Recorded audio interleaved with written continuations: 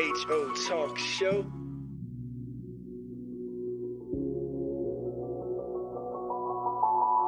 Sir Charles, Miss Max Razor. You're listening to In My Humble Opinion with Khalilah Robinson and Charles Lewis, only on 101.3 Jams.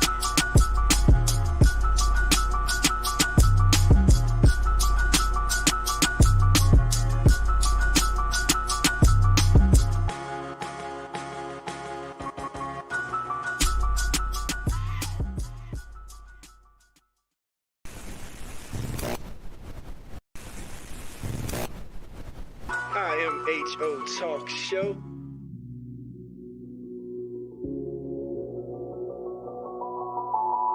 Sir Charles, Miss Max Razor. You're listening to In My Humble Opinion with Khalilah Robinson and Charles Lewis, only on 101.3 Jams.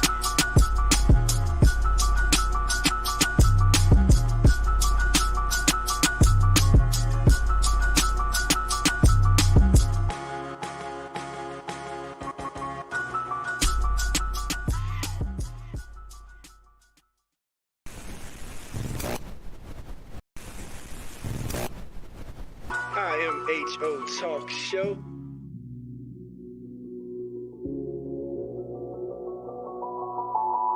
Sir Charles, Miss Max Razor. You're listening to In My Humble Opinion with Khalilah Robinson and Charles Lewis, only on 101.3 Jams.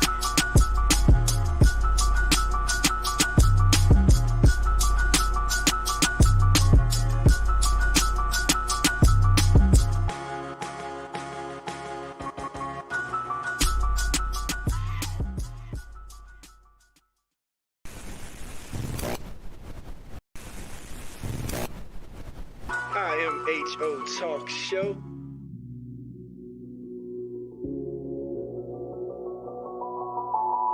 Sir Charles, Miss Max Razor. You're listening to In My Humble Opinion with Khalilah Robinson and Charles Lewis, only on 101.3 Jams.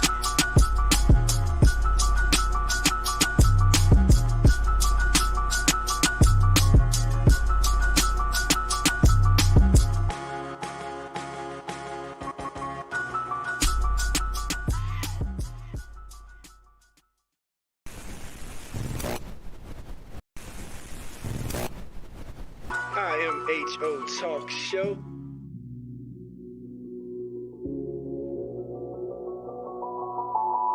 Sir Charles, Miss Max Razor. You're listening to In My Humble Opinion with Khalilah Robinson and Charles Lewis, only on 101.3 Jams.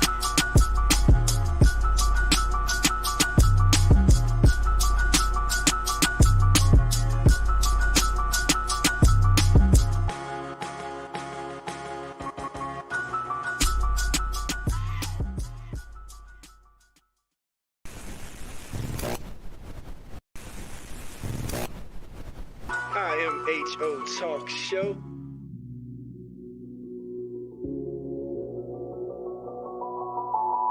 Sir Charles, Miss Max Razor. You're listening to In My Humble Opinion with Khalilah Robinson and Charles Lewis, only on 101.3 Jams.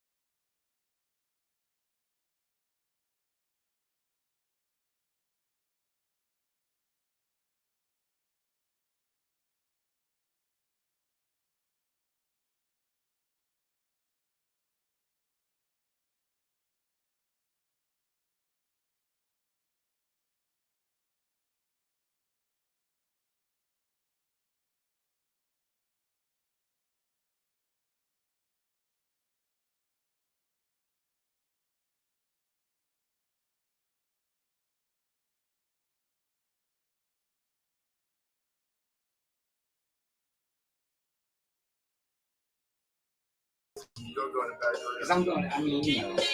Don't talk. I mean, you can talk to someone saying they incriminate. Yeah. I'm trying to help out. Play some go-go for the good people, Razor. We're about to do this thing. Yeah. What's this? This our last Sunday They on watching. of National Women's History Month. All kinds of good stuff. The March babies. Yeah.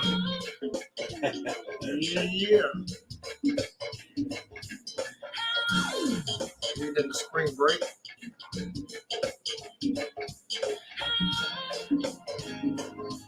Yeah.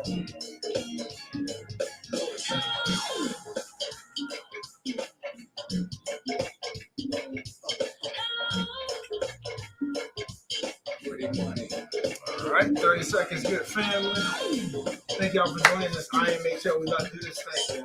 Tell a friend, IMHO Talk Show online, worldwide, local listening area, 101.3 FM. You be anywhere in the world, but you're here with us. Appreciate y'all, family.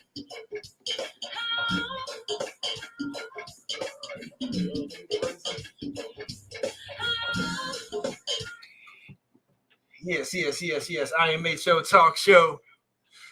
101 Jam, Charlottesville's #1 for R&B and hip hop classics.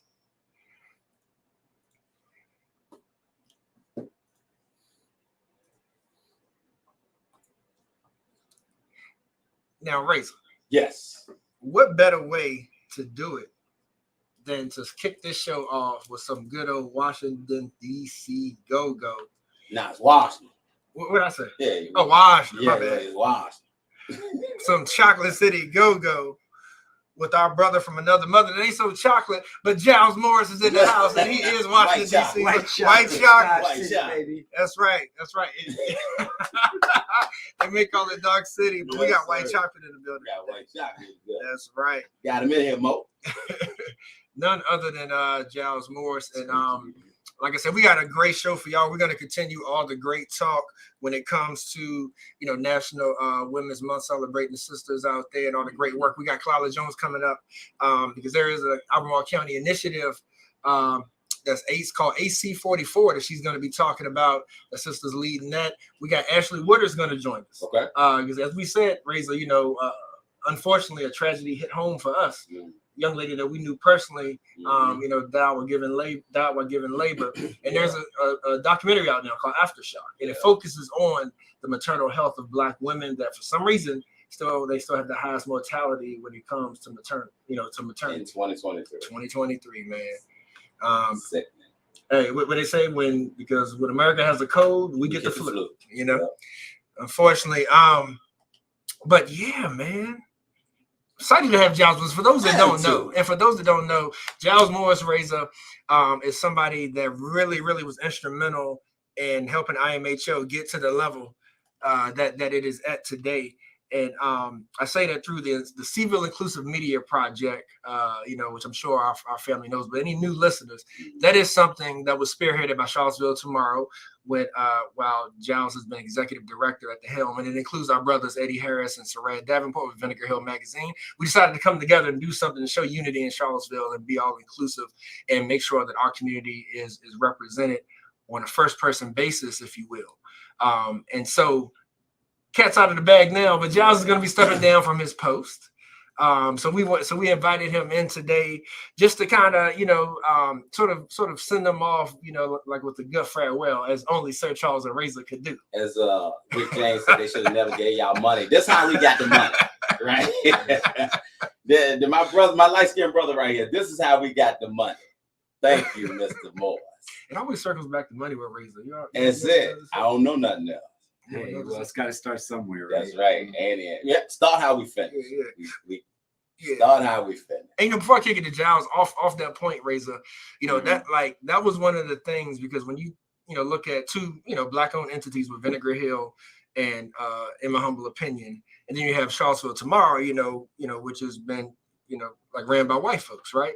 And so maintaining the creative control, maintaining the ownership, of what we do was always, number one. Like that, that was always priority, right? Mm-hmm. But we are in Charlottesville, and money talks, and you got to know like the right connections to make. But I say all that because it, you know, it was definitely something that was needed to show unity, like within our community, and to show like, you know, that there's so many stages, so many levels that we still can go, you know. And that's why I say shouts out to the Seville Inclusive Media Project, because yeah, man, we here. But Giles Morris, Yes, sir. man, how does it feel to be Man, now we're gonna start applying pressure. yeah, to be stepping off of the mantle of Charlottesville Tomorrow, man? Like, tell us what you're feeling. What's the emotions like? Yeah, no, I mean, I think first of all, just thank you for having me on. It's nice to be back, and I definitely didn't want to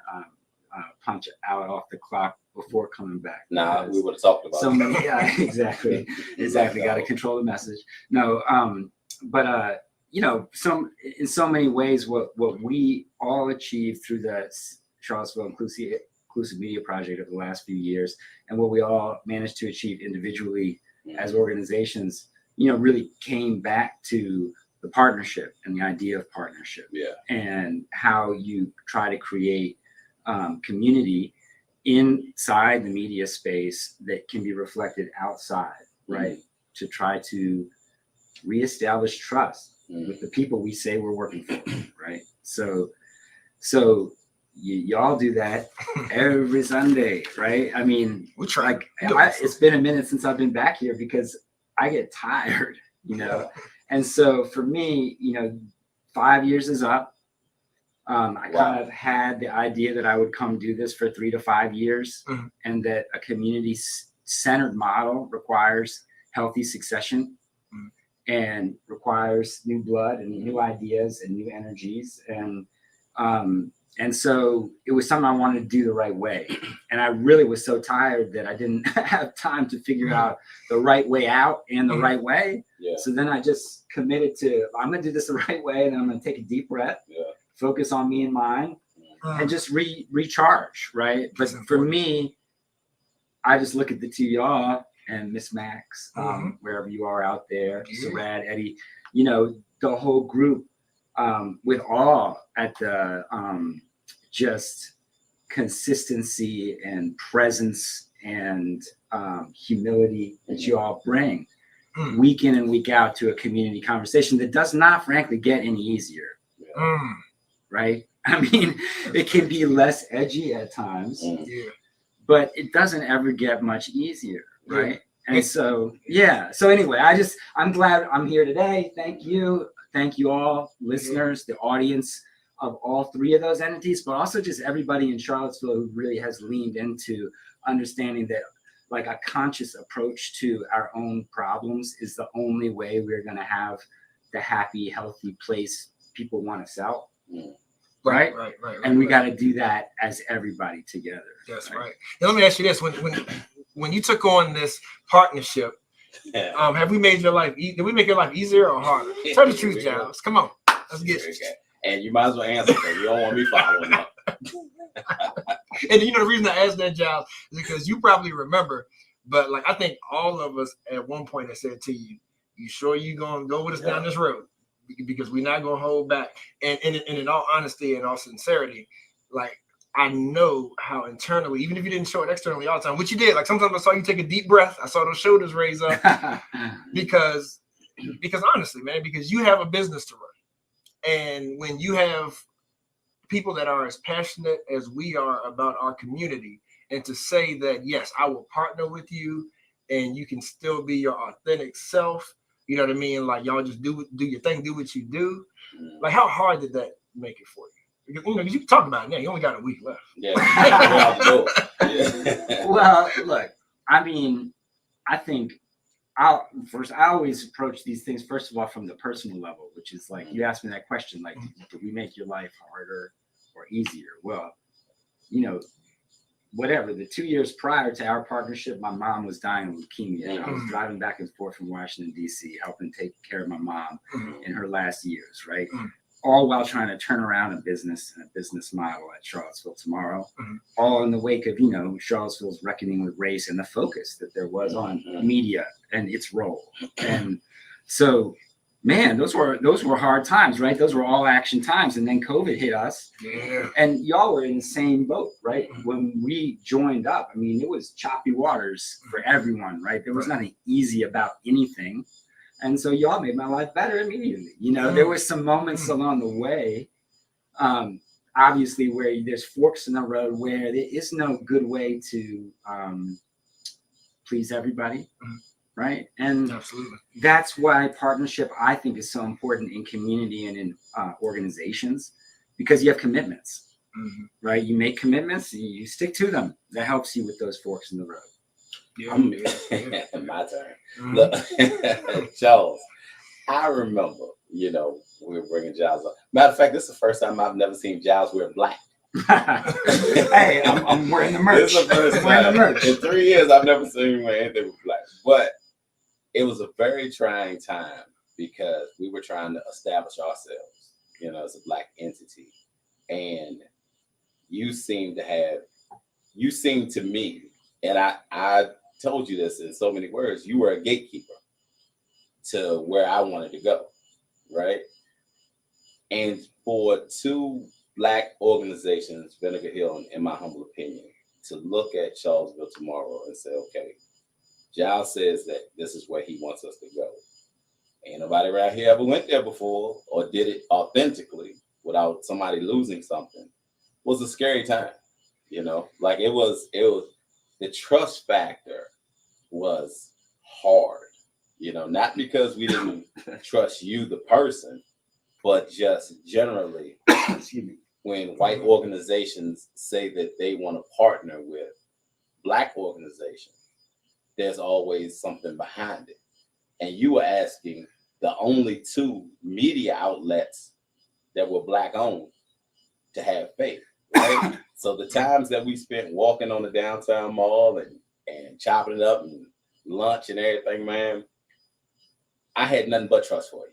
You know what I'm saying? And the rooms that I have ascended to is only because of you, you know? There's been other people marching up and down the downtown mall because of me in my past too. Yeah. So, you know, Yeah. that cuts both ways. Yeah, or in spite of you. Yeah, or in spite. But I will say, look, I mean, like, well, you know, you guys know that story, right? And Sarad likes to tell it. You know, I was sweating Sarad and Eddie for a long time because I saw, you know, in their digital forward model, something that was super in the same space, right? Yeah. And I knew Charles, I knew the show, right? But I hadn't connected radio with what we do in that way. And I think that's where the pandemic really was the necessity that created the innovation, right? Absolutely. It was a necessary evil. Because we knew we had to get information and ideas and mediate potential conflicts and conversations that were going to arise as a public health emergency. Yes, yes. And, you know, Sarad had the idea of conceptualizing the Determined series to look at a crisis from the front as at its long-term public health consequences, right? So that requires the infrastructure to track that conversation. And you all were playing the role of town crier, getting critical hourly information to the public, as it's in many audiences only trusted voice around what that disease was going to do. So then that was tough. We were trying to figure out how to get as much information from the state level to the city level, you know, in the old school journalistic sense. And we had to come together to try to make one, you know, product in a way that could build trust so that people could live their lives, right? You know, and so I think to me that's like the big lesson learned is that once we felt that and figured that out and everybody found their own lanes, it was easy. Right. But a lot of people never get to that place with each other because there's not the necessity, you know, or because they're serving other masters or because they always are going to stay close to where they've been, where their bread is buttered. And they don't want to take that risk of trusting somebody they don't know that well, frankly, right? You know what I'm saying? Like we were cool and we had real conversations, but you know, I did know Charles, You know, everybody knows Charles. Yeah, everybody. For better, for worse. Charles is the hub. Yep. Yeah, man. But you know, one of the things that I'm so proud of, you know, from us all working together, is when I hear, you know, Black folk, you know, like wanting to like invest and communicate with the entities such as Charlottesville Tomorrow, off of the strength of a Vinegar Hill, in my humble opinion. But then on the flip side, I've had white people come to me directly who've been Charlottesville Tomorrow readers and say, wow, like, thank you all for what you do. Yeah. Because you are the only people that like kind of talk to me. You know what I mean? Yeah. Like through Vinegar Hill's print and through our airwaves, you have people who want to hear these conversations, but they might not even have any Black friends. Let's be honest about it. Or they may not know any Black people that they are close enough to engage in these type of topics. Right. And so we have people, so we have people that subscribe and follow us who otherwise wouldn't hear from these people in our community. Like, so that's what I think is so. Do y'all think we could create it if we were to try today? What we did from 2020 on, 2019 or whatever that was? I don't think we could. I think so. I swear I don't think we could. I think the pandemic softened up the landscape enough for it to even be able to take on. And the reason I say that, because I don't see anybody being able to emulate it. I don't think. See, that's strong. I don't think it could be done.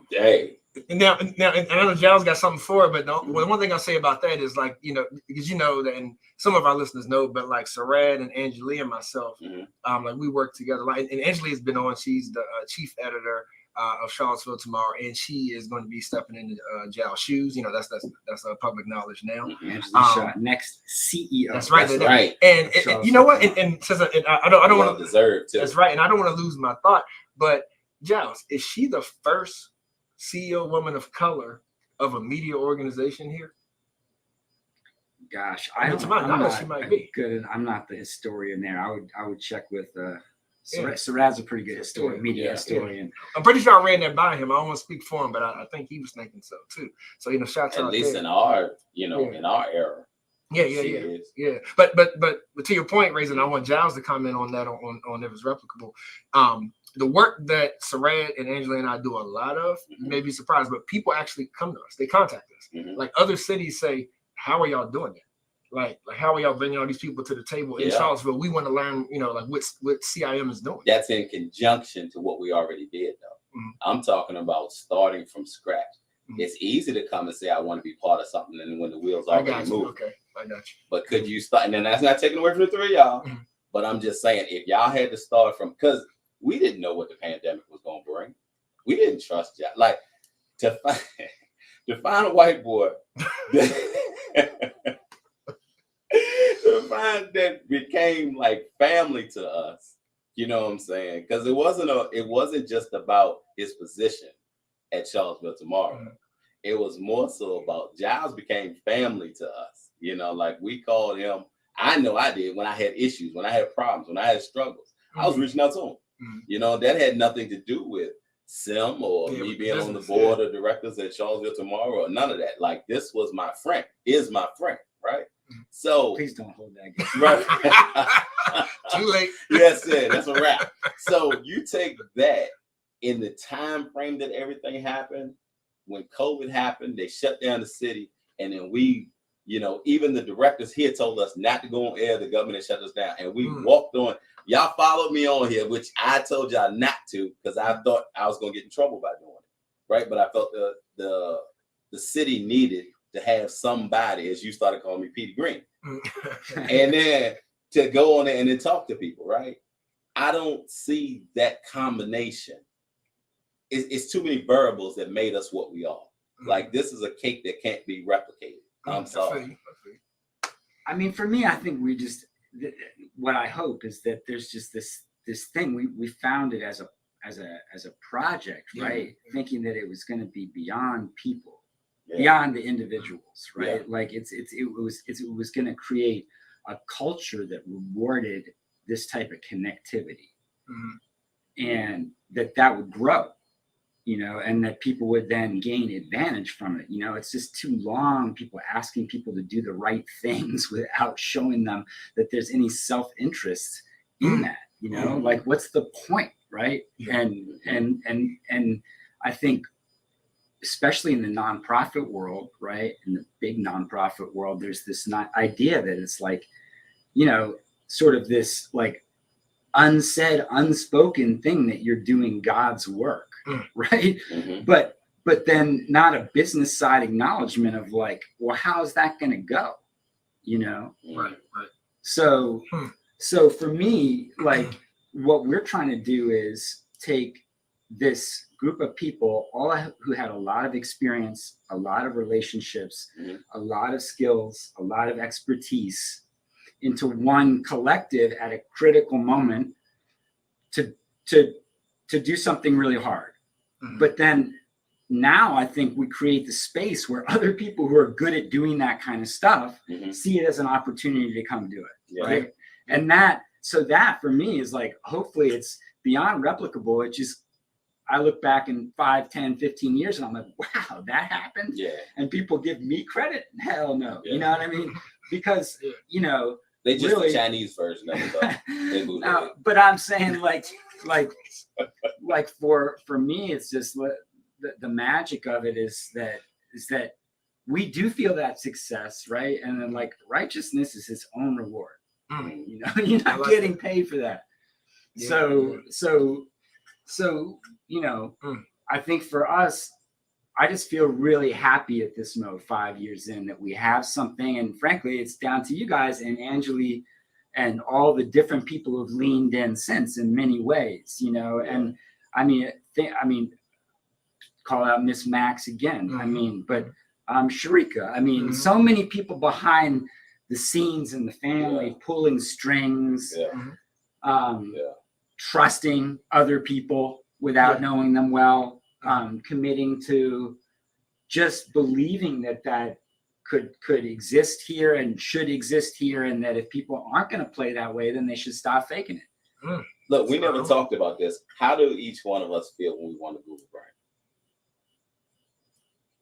How each one of us feel? Yeah, how did you feel when we won the first? Like we came together and we went for a grant. We had to sit there in front of all them people and talk and got questioned. Were we a token?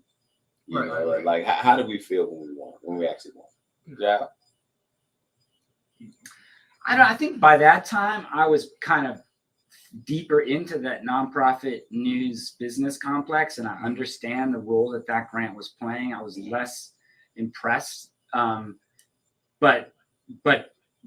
so for me about the imprimatur or the amount or the you know, competitiveness or the winning. No, it was, for me, it was about just the excitement of getting on time the seed money to actually kickstart the thing, right? Because what if we hadn't gotten a grant of that scale that quick, and we were still trying to cut up 20 grand every 6 months to do? I mean, then you don't have enough to make something really happen, you know.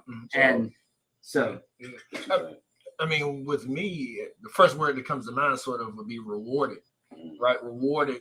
And like you can encapsulate that like in many different ways, but just the fact that, and this is not to in any way diminish like the Charlottesville Area Community Foundation, you know, because we received something smaller from them before, right? And so like that, and that's a continual community partner.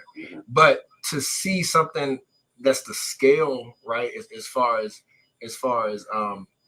imagery, so to speak, of a Google, like that was the one that sort of was like, okay, like this is going to work outside of our area, you know, because with community foundations, it's like, okay, your people see the benefit here, which is great. Like you want a solid foundation, but then, like once you get an inkling of, like this can grow into something nationally, internationally. When we look at even just our show, something that can grow into syndication, something other people can learn from. Like that was sort of the first reward, I would say. So I felt rewarded. It was validation for me, but then I saw that me being me. I was upset because I was like, okay, why didn't we win more? You know what I'm saying? That's I think I shared that with you, Giles. I was like happy because I was like, I felt there was nobody better than us. You know what I'm saying? So that's just, you know, but I kept that to myself because I wanted to make sure it was about the team. But I felt like, okay, yes, this is recognition, but give us what I feel like we're due. you know, so to speak. Yeah. Well, you know, at the time, Angeli was a board member of Charlottesville. Yes. So, you know, so she had been as a national coach and kind of news equity trainer, as well as an independent journalist. She had kind of been judging some of these competitions and grant rounds at different organizations because she was part of that pool of people who got pulled in to say who's doing what. Okay. And so I think, you know,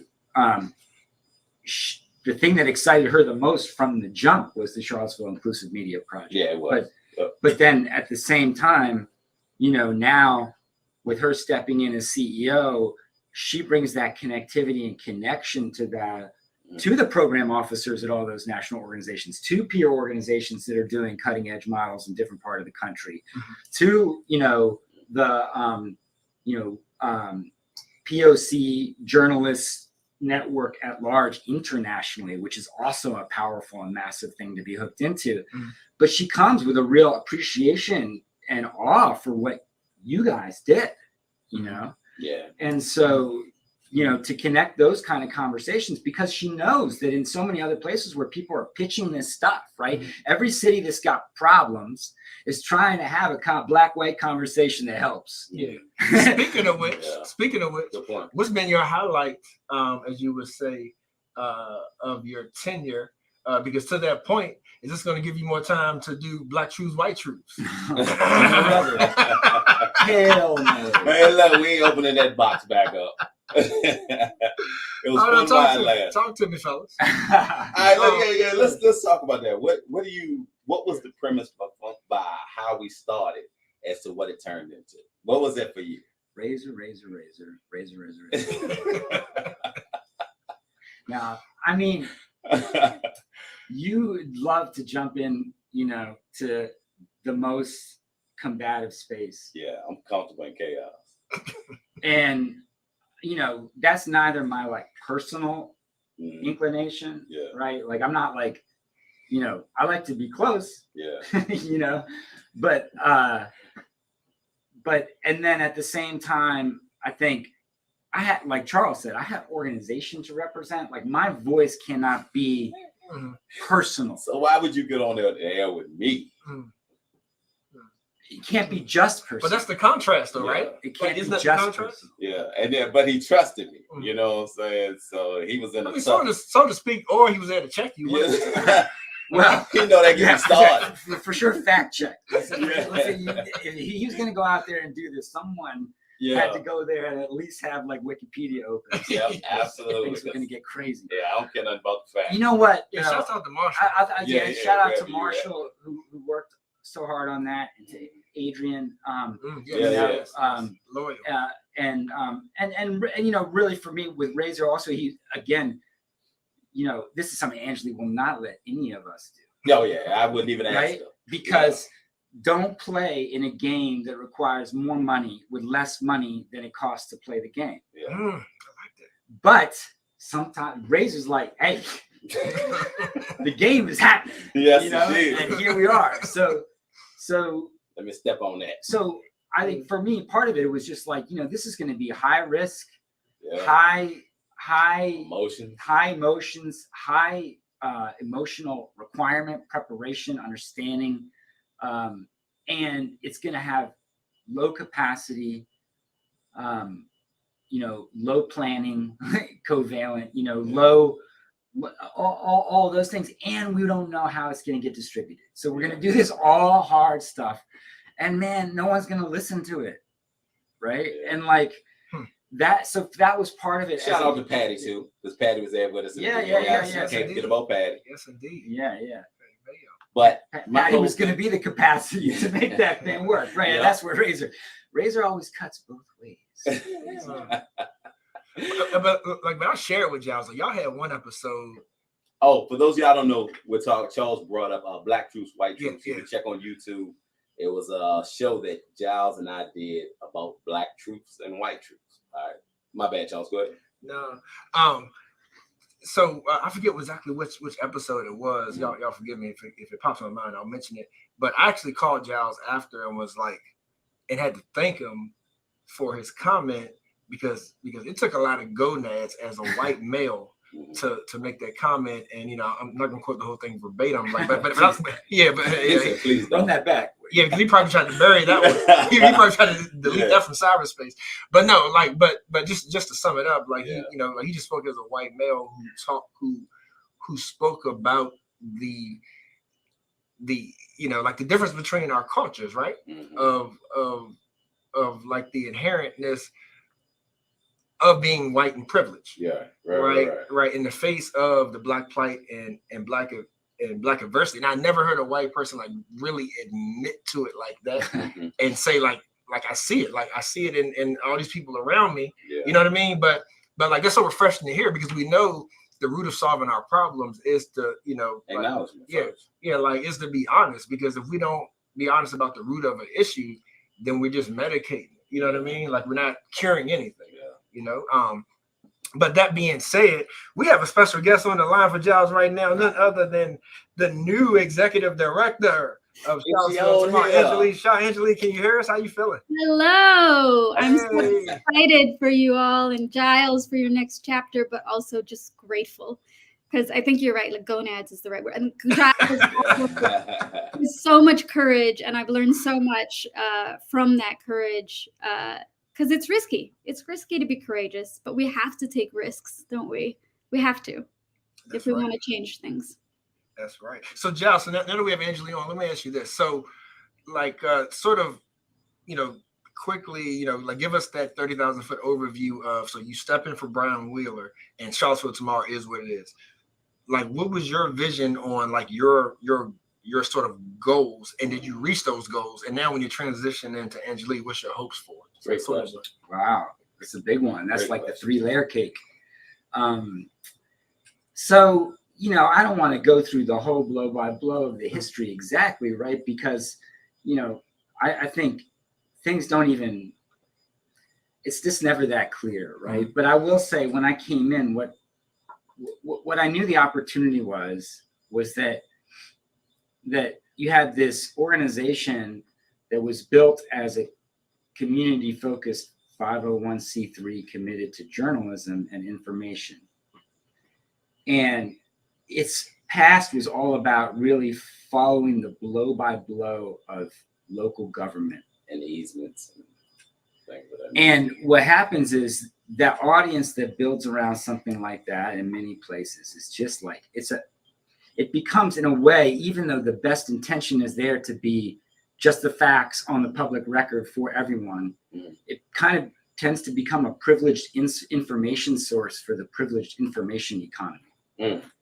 And so the people who gather around that feed are doing it because they can act on the information to benefit themselves, right?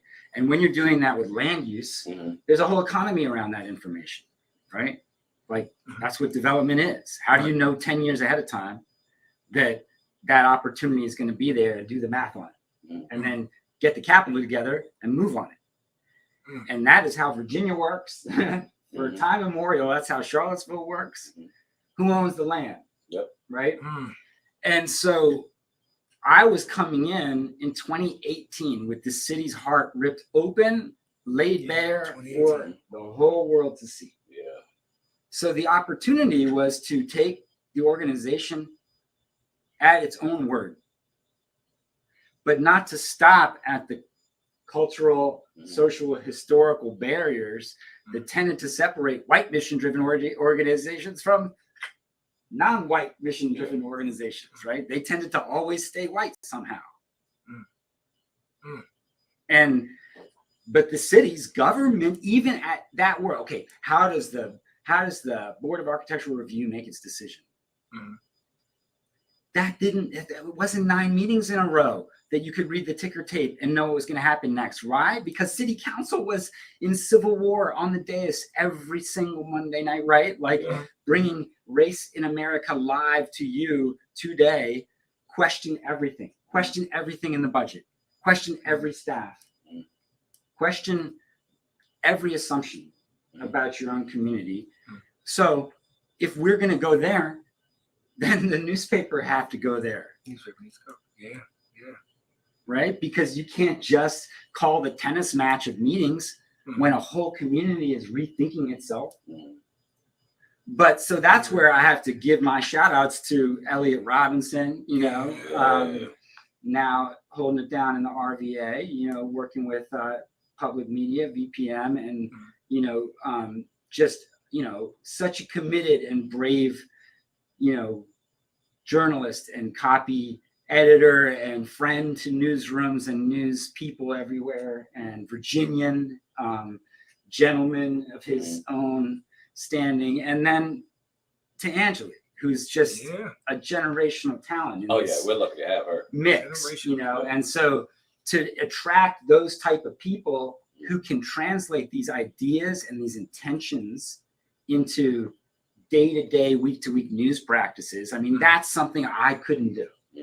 So I had been there, so I knew what it took. I knew what type of people it took, and I knew it. Important. But I couldn't do it. So to me, that's the happy place for me 5 years in, is that when I look not just at the whole accomplishment, but even just at the CT product these days, the journey that product has been on, and the skill and excellence of all the reporters, shout out to Jesse and Aaron, Tamika and Eileen, and all the past folks who are doing this work day in and out in the community. It's hard work, and it's not easy. The truth is not one thing, and everyone knows that now. Yeah. I thought when we got going, Charles, somebody was going to take us out like Freedom Riders. I remember. We came close. I'm dead serious. I remember me and Giles being out one day talking, and he was catching flack because one side thought he was too much support of Mayor Walker, and the other side felt that he was, not bringing up Black issues. So he was catching it from both sides. And I was watching him walk down the street, 10 toes down, chest up, chin out, and suffering inside. You know what I'm saying? Like, I knew he was suffering, but the way that he approached everything, it was the same zeal that he had when he would come on here with us, saying, look, this is what we need to do.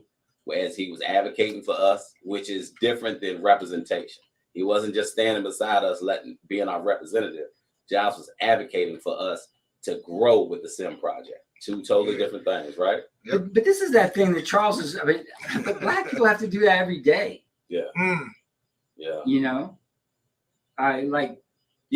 that. Jesse, women journalists have to do that every day.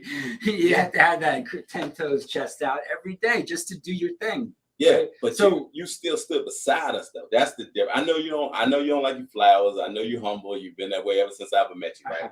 But the fact of the matter is, I remember when Max specifically asked you, what are you gonna do when things get ugly?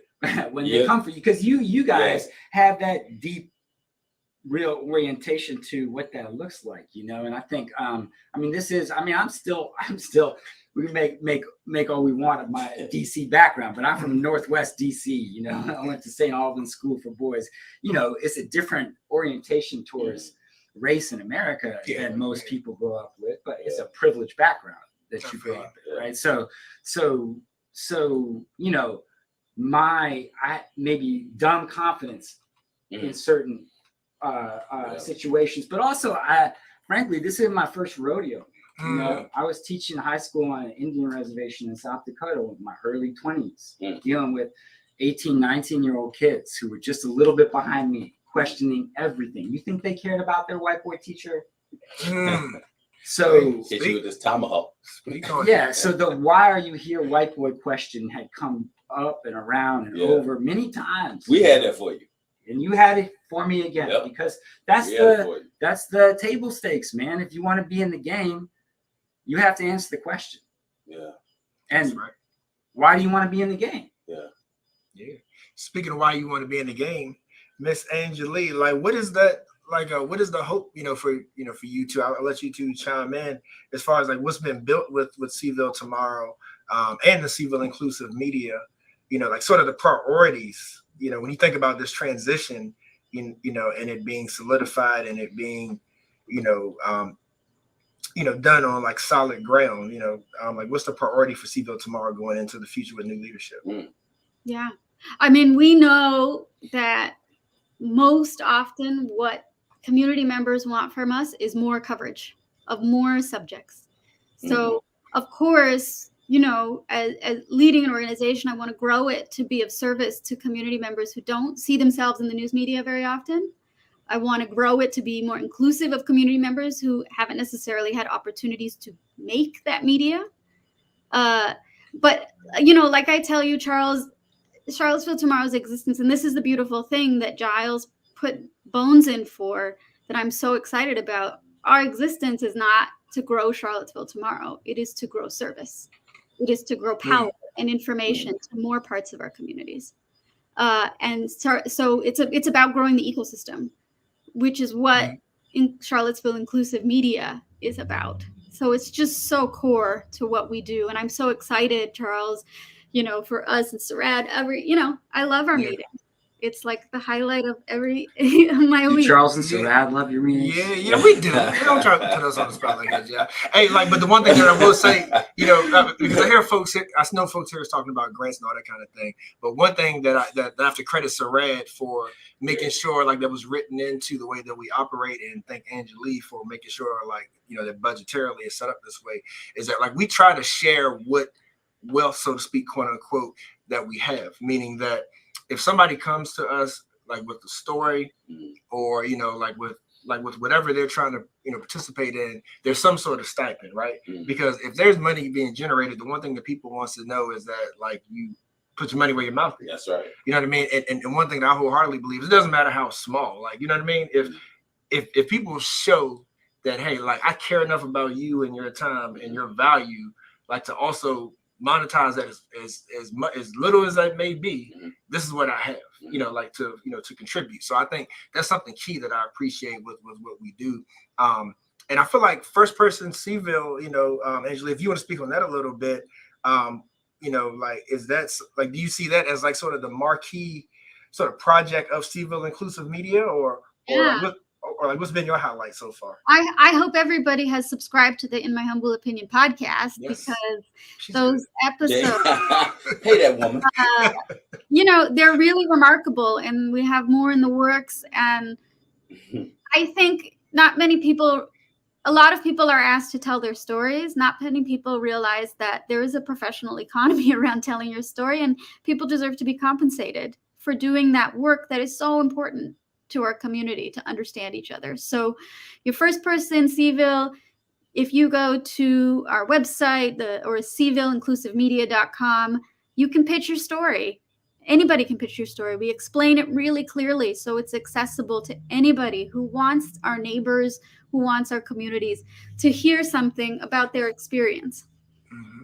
And so growing that, and thinking about our news economy as being more inclusive to a lot more people is really, really exciting. And I think, that is our marquee sort of project going forward. And I hope we can really build it out even more.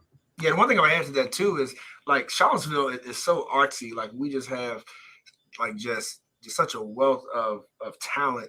And when it comes to telling stories, one of the things that we're hoping to do too is that whatever medium that you want to tell your story through, you could be a music artist, you could be, a graphic artist, you could be whatever the case is, any kind of medium that you're telling your first person story of Charlottesville, we definitely welcome it. So definitely hit us up on the website. But before we go though, I want to thank Angelie and Giles one more time. Giles still got soccer practice. The more things change, the more they stay the same. I know. He still got to leave us for soccer practice. Yep. But I appreciate that. See, good family man right there. But Giles, before you go though, man, the floor is kind of yours. I don't know how much more media time you're gonna be getting in your new endeavor. That's it. Yeah, man. You got 60 seconds, bro. To put it on the table. All right. Well, no, I mean, look, I think let's plug the first annual Virginia Local News Summit, or however the program is finalized. It's going to be Richmond, April 19th and 20th. I think I don't know all the program details, but I will be there. Angela will be there. Charles will be there. I think Max is going to be there.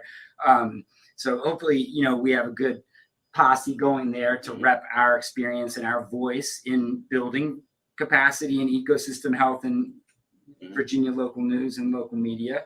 And hopefully that conversation is as public as it needs to be. Yes. For Virginia to start really rethinking the health of its local news ecosystems and the role of race and racial equity in those news ecosystems, right? So I think there's always more work, and I'm stepping out of this job and passing the torch to Angeli, and that's exciting for me. And but I don't stop caring about what's happening, and want to still be a voice in the conversation in whatever way I can be. You can say what you want, Dan. If that's as a fan, I think I can say a little bit more than I've been able to say as the leader of an organization. So I look forward to that. I like to not think that hard about what I'm going to say, but I can be careful. And I think I'm looking forward to not being as careful in a lot of ways in my life in the next year or so, travel, enjoy the family, there you go, enjoy the world, get fired up about what I want to do next. I have a consulting business in the meantime. So, I think, for me, it's gratitude to the community. I'll bring it back to all the white people out there listening to this broadcast. You know who you are, right? And good for you, right? For understanding the magic that's being created over here. And, to Charles, I don't think we've been effusive enough about you holding it down on the board week in and out, holding it down in the community week in and out, job, family, side job, hustle. He don't quit. Production, that and just Jamaican without dreams. Always making everybody else better. And this show deserves so much investment and capacity and audience. You guys have built something amazing. I'm sorry Max isn't here. Sorry about your dad, Max. Prayers to you and your family. But just the soul that you bring to a news show that's not a news show, that's on a radio station. And that is the magic of Black media. That's the magic of Black radio. You do everything for everybody. And white people don't really have that. So, it's a cool thing to be around. So I appreciate y'all letting me hang around, and I hope to be back one day with some other. We'll think about for my soccer exploits. Nah, this it. This a wrap. Yeah. Well, it's been good, guys. It's been good. Appreciate you, my man. Yeah. Angeli, any last words? Appreciate you joining us as well. I can't take away from Giles. I'm so proud that we are friends and colleagues, and so appreciative of all the heart and soul you've given to this community. Charles, you notice how Angeli laugh without making noise? Like when you make her laugh. I don't know how she do that. Her shoulders bop up and down, but you don't hear no noise. You know what I'm saying? You see that big smile. That's a talent. That's right. Yeah. But thank y'all, man. Radio for a minute, so I learned. Yeah, but thank you, Giles. We're here for you. On your continued journey, man. Let's definitely not stop here. And you got us for life, man. Yeah, Razor, and Razor, you're my, you are my brother from another mother. So and people don't let people sell you short on your Charlottesville Tomorrow board service, man. Man, I am glad. All right, this is the he doesn't thing. want people to know. Check the tax records. The dude is an animal. This is the thing about when it comes to, you taught me this, and then Charles, I know we gotta get ready to go. When we as people of color get put onto boards, that for some people it's you fitting a quota, right? So they can look like they're inclusive, right? But when it came to Charlottesville Tomorrow, when Giles brought me on there, yes, I don't sincerely believe it was 100% popular for you to bring me on there. So I had to show my work. Once I got in there, just because I had opinions on everything, I understood where it can derail the mission too. Too often people get in and want to show how smart you are in the room.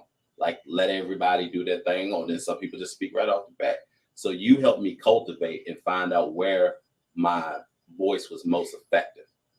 And that's, that's why I don't say it a lot, because I never wanted to be about me and more about the work that's being done behind the scenes. Let somebody else come along and get the accolades. I didn't care anything about that. I wanted to be, from, in my humble opinion, to in the board, to in the community. You know what I'm saying? I was comfortable at being number 2 everywhere I was going. Yeah. Thank you for that. Yeah. Thank you for that. Angelique, Giles, you know where to reach us. Family, you know where to reach us. IMHO Talk Show, y'all. Sir Charles Razor, stay tuned. Still got none other than Miss Khalilah Jones, none other than Ashley Woodard. I want to welcome her to the program for the first time at the bottom of the show. Hey, tell a friend, IMHO Talk Show. Great. That was good, man. That was good. Robinson, Sir Charles Lewis.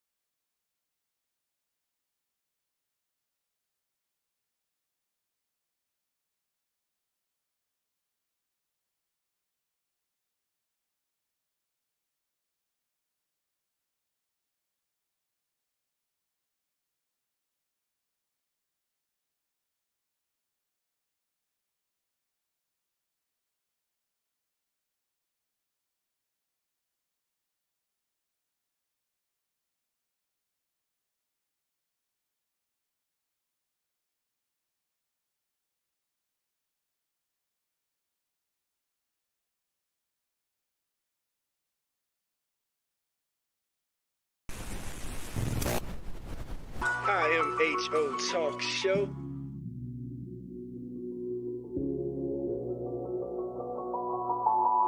Sir Charles, Miss Max Razor. You're listening to In My Humble Opinion with Maxilia Robinson and Charles Lewis. Only on 101.3 Jams.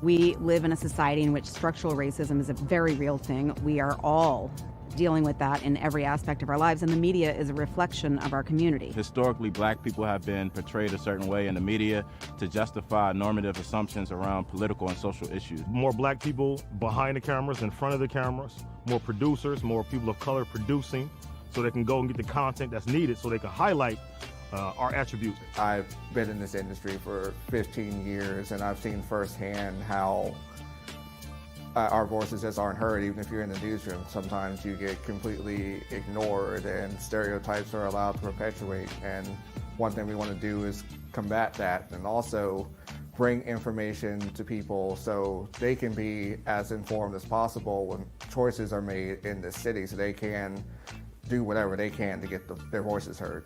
What I believe can be done about the situation is to have more people of color creating news stories, more people who have a interest in and a social consciousness that relates to the stories that they're telling.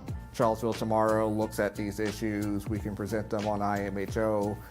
Vinegar Hill Magazine can take that a step further, and just together we can just make this thing that can be an example of how we can change the media landscape, how we can be more inclusive to get these voices in, to get these people heard. That's just one thing that doesn't happen in so many places, and it's a shame. We think we live in a society that's very progressive, and we're talking about equity and diversity and inclusion and all these things. Still, the way that black people, and I would say, and I would argue especially black men, are portrayed by the media is incredibly dangerous, and you've seen the sort of tangible violence that it's led to over the past year. The community can support the SIM project by first and foremost giving us an opportunity. We understand that it can be difficult to give trust right now, especially considering the current social and political environment. But this project will only be as successful as the community allows it to be. And so we ask you to give us the opportunity to do the work, critique the work, and make sure that we stay in line with the vision. Another way that the community can get behind the SIM project is through engagement. We want to hear from you. We want to know what you're talking about. We want to put your stories out there. And so whether it's reading the articles written by Charlottesville Tomorrow or Vinegar Hill Magazine, or tuning in to In My Humble Opinion on Sundays on 101.3 Jams from noon to 3 p.m., either way, we want you engaged. We want you to be part of this. The community can also support the SIM project through funding. To learn more about how to support SIM, you can visit our website. Thank you for your support.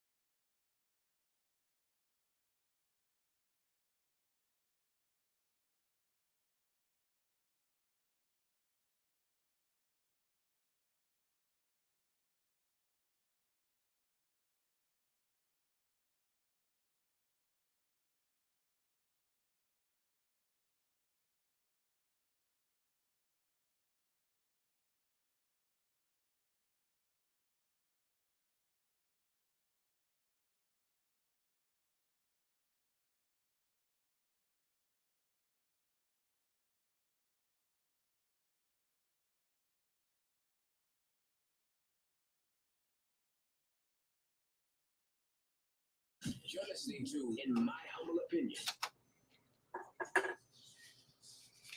Yeah. Back like we never left, Razor. Yes, sir. How you gonna ask me a question when you know I'm drinking something? I caught you mid swallow. Yeah, So they say. IMHO Talk Show. Now, I know we always say tell a friend, make sure you share, listen locally, worldwide, all that good stuff. But we definitely mean so right about now, more than ever, because we are joined by none other than the illustrious Khalilah Jones. Illustrious. Yeah. You know, Oh, his vocabulary is outstanding. Yes, a $2 Cadillac. You know, and I saw her post on social media earlier today, so you better get her name right as well. I love it. But today Khalilah is here with us, you know, to talk about the work that she's doing with Albemarle County. And it's so important. It's not just for Albemarle County in the sense of this is something that is so crucial that I hope that it gets picked up in other jurisdictions as well, that a lot of others can learn from this. But she's going to be talking about the Albemarle County Comprehensive Plan, also known as AC44. Right. And actually, I'm going to kick it to Khalilah now to give the further overview. Okay. Well, thank you so much for having me. I appreciate y'all. I know we chatted a little bit before we went hot and talking about how I got my different hat on today, local government, Albemarle County local government. That's right. So I always appreciate, in my humble opinion, for having me on. So AC44, first of all, AC44, what does that mean? AC44 stands for Albemarle County Comprehensive Plan. And this plan is a plan that's going to be in place until 2044. So that's where the 44 piece comes from. Now, what we're doing now, the Albemarle County Comprehensive Plan is basically a roadmap to what we want the future to look like for the next 20 years. And so my role at Albemarle County local government is I'm a community connector. Now, I've literally been a community connector probably my entire adult life, whatever community I've been in. I try to do what I can to leave it a little better than what I found it, you know, as a military spouse. So with that being said, I want to reach people who are not normally considered in the decision-making process. I want to reach the people who are underrepresented, who are marginalized, the people who can't come to your meeting, you know, at 6 o'clock because they work 2 jobs. I want to meet the people where they're at. So what my personal goal has been in this is to reach out and go to the people and get a bug in their ear and let them know that their opinions are valued. Not only valued, it's imperative that we include these people in making these decisions. So what we're in phase 2 of the plan right now. In phase 1, we listen to the community to gain a framework for what the next step in this process is going to be. Phase 2 is going to be about a year long. So 2023, this is what we're doing, gathering information from the community. It's not performative. I don't do anything that's performative, right? The reason why I'm doing this is because we want to be a microphone, not the voice, right? So I want to hear the voice of the community and then share that back with the planners and the people who are making the decisions. Look at it, say, hey, this is what this faction of the community is saying. I'll be honest, I go to, you know, our community advisory committee meetings and I don't see people who look like me. And that's, you know, Black people, people of color, young, okay, you know, those who aren't retired, those who are still working, which we do need those opinions as well, but we also need the Khalilahs, the Charles, the race. We need all of these people to be considered. That's not his government name, by the way. Yeah, it is. Yes, it is. As far as they concerned, right? Yes, that's why the county can't find you. Miss Khalilah, you keep talking. They don't know me. And so for me, that also included the youth, young adults, right? Because some people, you know, I might not see the other side of 2044, right? But these kids who are like in student government, who are, you know, 13, 14, I need to go to them to ask them what they want their community to look like. You Charles said something pivotal in the beginning. We have people standing up and down like the downtown mall and going all around taking census reports, right? So how have they been able, the powers that be, been able to get by with taking the census numbers to get money for what they want, but never talking to the people that we're trying to serve and implementing in things that they need, right? So they can be part of the community, right? Absolutely. How have they been able to pull it? Is that to the people we vote into different positions? That's part of it. Okay. Virginia and is a Commonwealth. It's a little different, the way that decisions are made and whatnot. Me being here right now is that, right? Like I am trying to appeal to the people who we don't hear from. Besides just the demographics, I need to know what would it take for you and your family, your grandkids, to thrive for the next 20 years? What does that look like for you? I can't tell you what that looks like for you. I can tell you what it looks like for me, but I can't tell you what that looks. I can guess what that might look like for you, but is that really a fair representation of what you need? Gotcha. So it's a little further than just asking the demographics. I want to know what does transportation look like for you in the future? What does economic development look like for you in the future? What does housing look like for you in the future? I spoke with some kiddos the other day who told me that they had no intentions of being in Albemarle in 2044. They plan to go to college and peace out.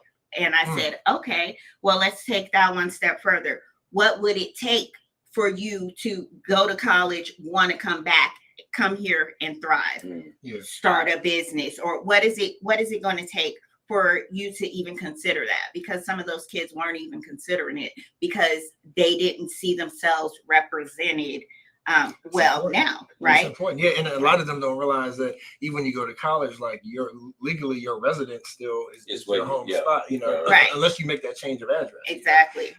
But so to your point, so what I'm hearing too is like this is sort of the third step of engagement, so to speak, because it's still important for us to fill out those census records, right? Absolutely. Like whenever they come, you still fill out the census. Yes. And then you should try to show up at meetings. Yes. Like when the votes are being cast, when the decisions are being made, when the discussions are happening, you should try. Right. But that third step though is that, great people like yourself understand that sometimes you got meetings at 1 p.m. in the afternoon. Right. Who coming at 1 p.m. besides, retired folk that may not have the same needs that, that a young family. Exactly. So then again, this is the third step here to try to engage folk. Right. This whole process is about, I work in the communications and engagement department. That's what I do. And I am of the thought that not everybody, like you said, even there's some of these things can be by design. Like we talk about things like the caucus. We talk about all the time, a seat at the table. This is your opportunity, not only to have a seat at the table, but to have the table wherever you want it to be and to have whoever you want around that table to have these conversations. I don't want this. And I think that I can speak for the team when I say I don't want this to all be facilitated by the county of Albemarle, right? Because that's not always an environment that's going to be conducive to people speaking freely. So can I play devil's advocate for a second? Absolutely. We don't play with the devil though, okay? Not everybody do the same. Some have. You need that extra file. All jokes aside, do you want information from individuals that really don't plan on carrying out the plan? I do. Okay. Absolutely. All right. Because the reason I said devil's advocate is that if somebody says, okay, this is what we need and this would make it better for me and my family, right? Right. But they don't do the work to put themselves in place to benefit from that. Like we need more African American businesses, right? But they don't take and do any financial, people of color, let me say that. They don't take and do any financial literacy classes. They don't take and try to clean up their credit. So when you do establish the atmosphere for them to thrive in, they're not ready. So then the money that you've allocated and the time is falling on deaf ears. Right. And then other people have found out how to reinvest that money that's just sitting there. You know, that's my only fear. And I only understand that now is because I've been brought into different rooms that say, we've put this to the side for people to utilize. Right. But nobody comes and gets it Right. and receives it. And so I'm always a big advocate now of teaching people what they need before they need it. Yes. You Yes. know? Yes. So is there any part of your program that says that? Because like sometimes we need to just develop the business and then say, okay, we need 6 people. We're going to develop y'all for this type of business, and y'all are going to each have an equal share in this business. Right. Everybody that wants to start a small business isn't equipped to be in business. Right. You know.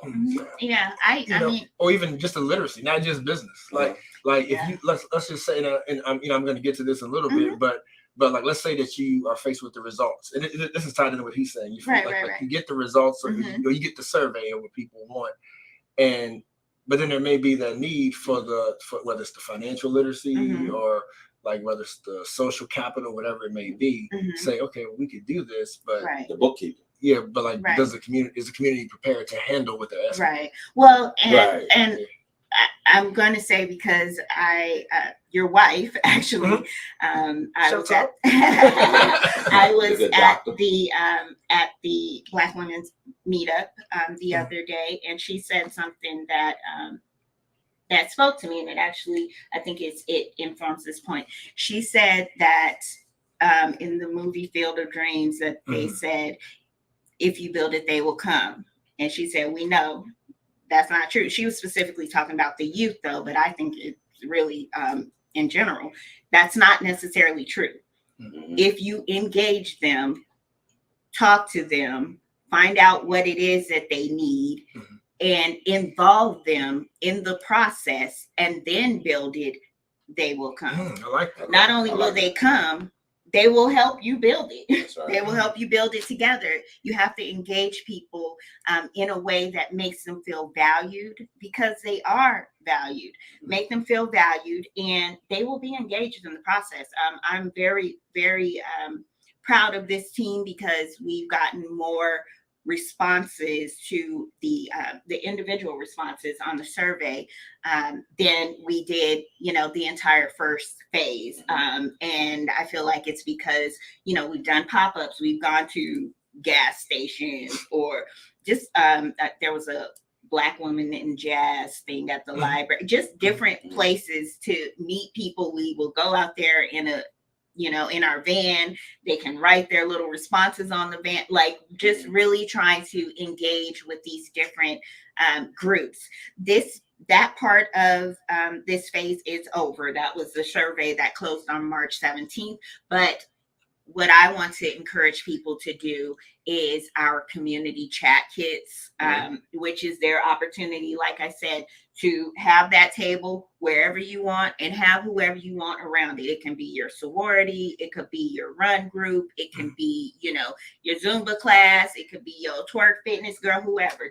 Just get your group together, and you guys go through these questions to craft what the ideal community would look like for you in 20 years. And ask yourself, would your future self be proud of and benefit from your level of engagement today?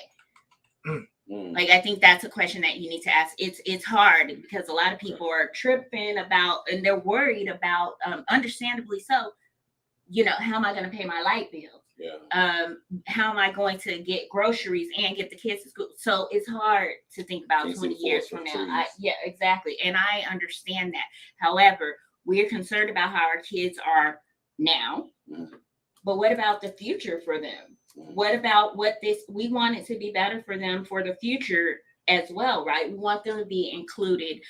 So this is an opportunity to do that. And I know there's some people who feel like, the democratic process, or just in general, like, your voice doesn't matter. It doesn't matter. Listen, if I feel some way and if I feel strongly about it, I'm gonna shout it from a rooftop. I don't care who. Listen, somebody gonna catch it.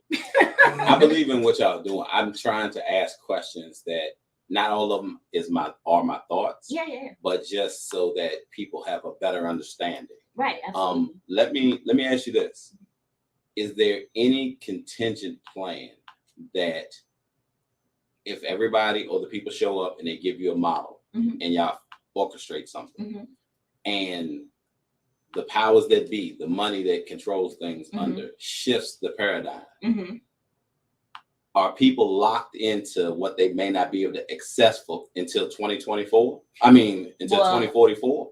No, well, see, the comprehensive plan, the way that it's designed is we have built in, if things shift, especially with like growth, just if things shift, like the pandemic happened, there are things that shift the direction that we initially thought that we were going to go. Okay.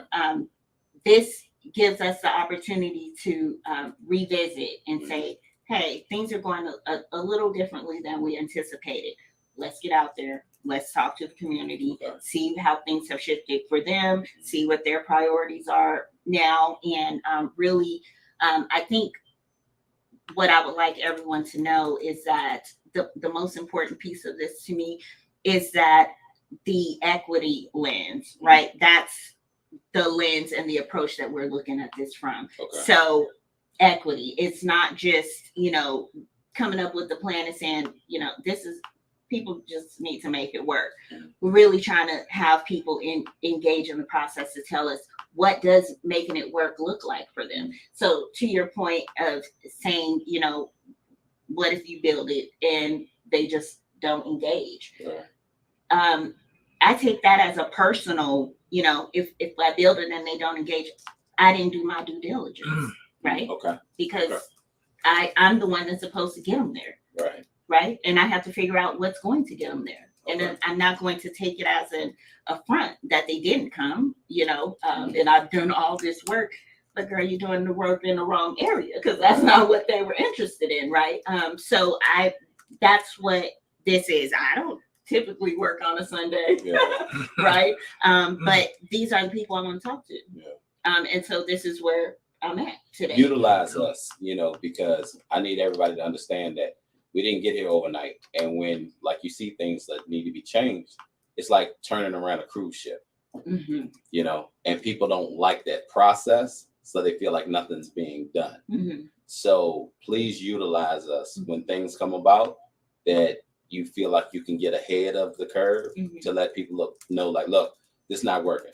You need to do this. I need y'all to come back in. I need y'all to work with me.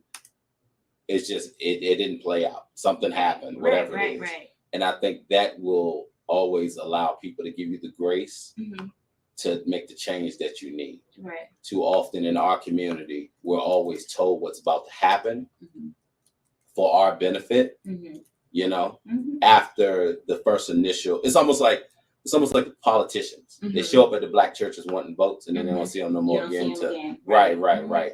And our fear is sometimes that they grab ones that look like us, send them, as the figurehead, and we're supposed to go along with it because we got to trust them because they look like us. Right. Or you just eat whatever crumbs that it's like, well, and be sad. And we've had people come on here and say, hey, it's better than, I don't want to call them names out, but it was better than what we had before. And that it enraged me. That don't sit well with me. Yeah, that's like the axe telling the tree, I'm just like you. Yeah, no, absolutely. I can appreciate that because I agree wholeheartedly that that's why I said I'm not a person that's about anything that's performative. And if I know nothing else, in the few things that I've been a part of and involved in the community, not just with Albemarle County, but just in general, they show up. If you are truly, you have good intentions and are transparent, because I don't know everything, and I'm not even from here, right? So I can't tell people what they need or what they want or what's going to work for them. But I will tell you, if they tell me what they need and what's going to work for them, I will do my best and whatever's in my power to try to make it happen. Gotcha. Thank you for that. So, Ms. Khalilah, could you stick through a break with us real quick and we get back? Sure. Wrap up with you. Yeah. Because I want to make sure people understand the process. Yes. Because I don't think we really dived into that yet. As far as they're hearing it, they're loving it, but how do I actually talk to you? Okay. Right.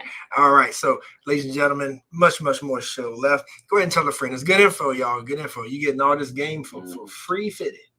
All right. Free 99. It's Sir Charles's razor with none other than Khalilah Jones, Albemarle County, the Comprehensive Plan 2044. Y'all be right back.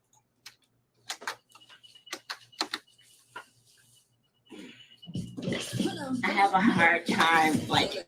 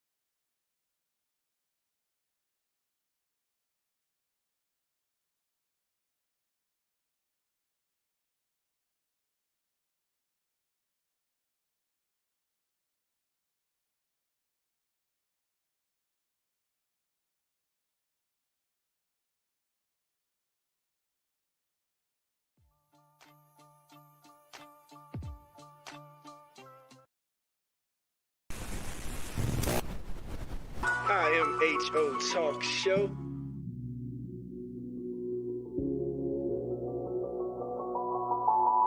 Sir Charles, Miss Max Razor. You're listening to In My Humble Opinion with Maxilia Robinson and Charles Lewis, only on 101.3 Jams.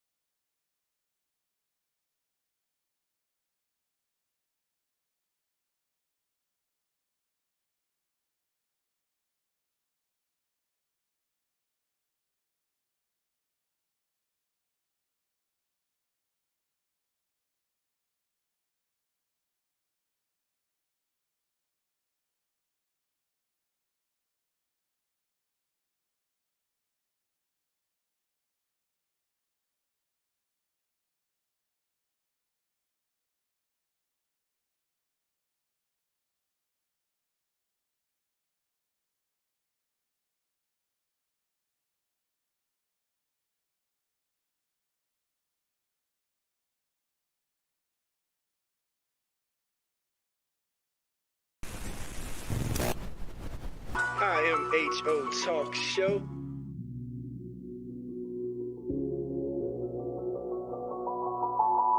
Sir Charles, Miss Max Razor. You're listening to In My Humble Opinion with Maxilia Robinson and Charles Lewis, only on 101.3 Jams.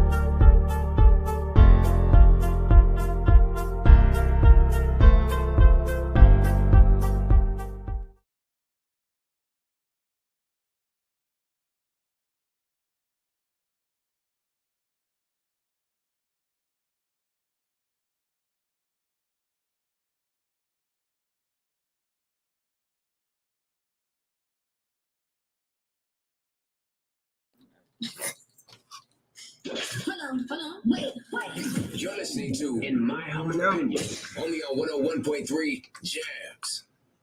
Yeah. Back like we never left. In the booth in the building with none other than Khalilah Jones. Get the name right. Yeah, she is talking about the Albemarle Comprehensive Plan, AC 44. So, Khalilah, let the folks know as far as how they actually get engaged. You're giving us a lot of good info and telling us about the importance. But take us through that process, of the folk sitting at home right now and they say, I got something to say. Yes. Let me get at you. I want to hear you.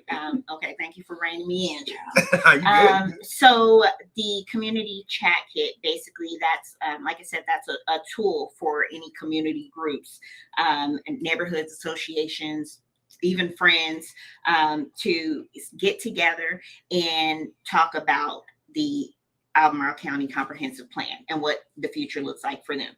So, as I mentioned, these conversations shouldn't be just facilitated by the county. I want you guys to facilitate those conversations, even do it with your young adults. And the way that you can do that is you can go to our website, engage.albemarle.org/AC44. And you can download a community chat kit. And what this does is it gives you the opportunity to facilitate those discussions, host your own meeting, and then you would submit your results of the discussion back to the county. That is a key piece of this, right? It's of course, it's very good and probably even cathartic to have these conversations with your friends and your community groups. But in order for us to be able to analyze and consider and even have, an idea of what you're looking for, we need to have those responses submitted back. So don't forget that piece. And this will give you the opportunity to have your say in shaping the future of Albemarle County. That's it, the quick and fast of it. So engage.albemarle.org. Hold on, I'm gonna put that in the comment section. Tell me again. Okay. engage.albemarle.org/AC44. Don't be intimidated by the information there, right? Because this is 20 years.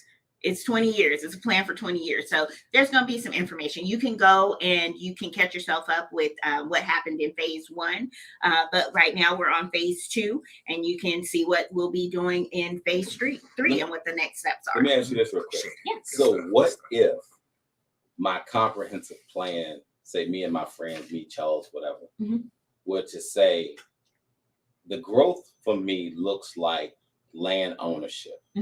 If you want me to feel like I'm part of Albemarle County, let me own my own piece of land so I can build my house. Or let me buy one of these businesses so I'm not renting there. How could y'all facilitate that? Well, see, she don't have the answers. Okay, I don't have the answers sorry. for that. Yeah. But that's the exact type of scenario that we need to know. Okay.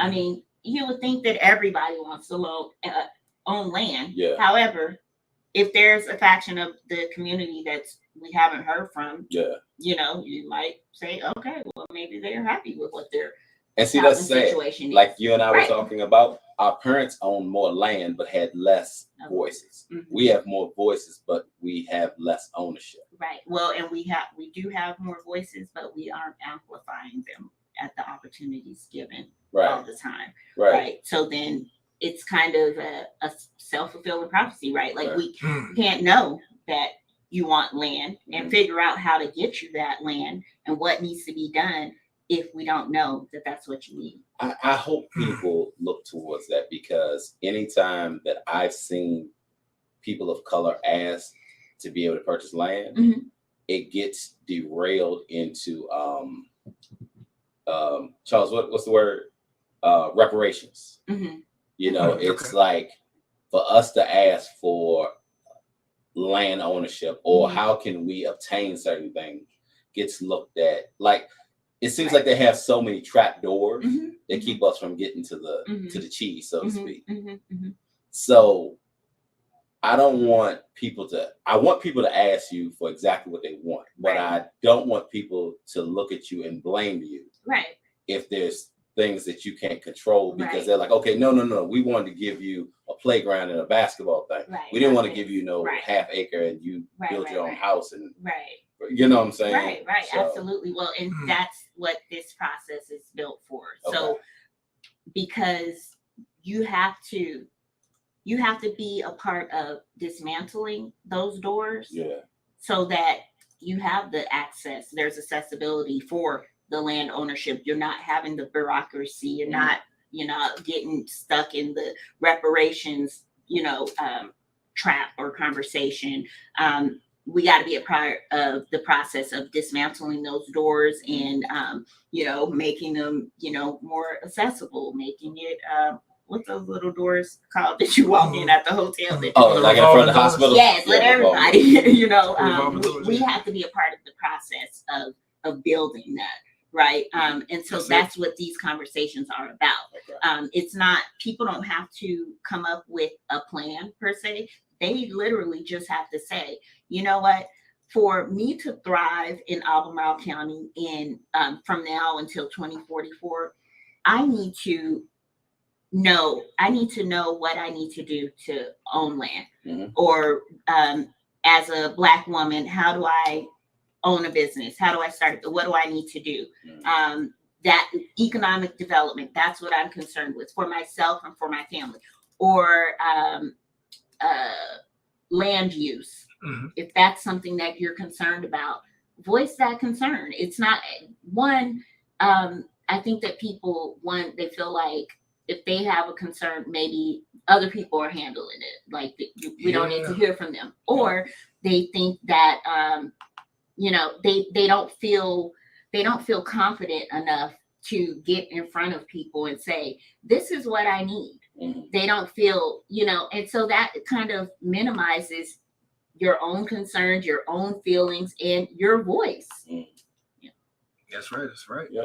Joined by another than Khalilah Jones, talking about AC 44, y'all. So Khalilah, one thing that came to my mind too is because a lot of our city residents are some would say pushed out, and some would say are moving into the county spaces. And one thing that we see a lot, as well as the lack of knowledge about what's actually city and county as well, because there's a lot around here that people call it Charlottesville, like a town name, but it's not in the city jurisdiction, right? Right. So for those folks or those who may be interested in moving to Albemarle County, can they be involved as well in this process? Absolutely. Please get involved. Those are people that I want to hear from.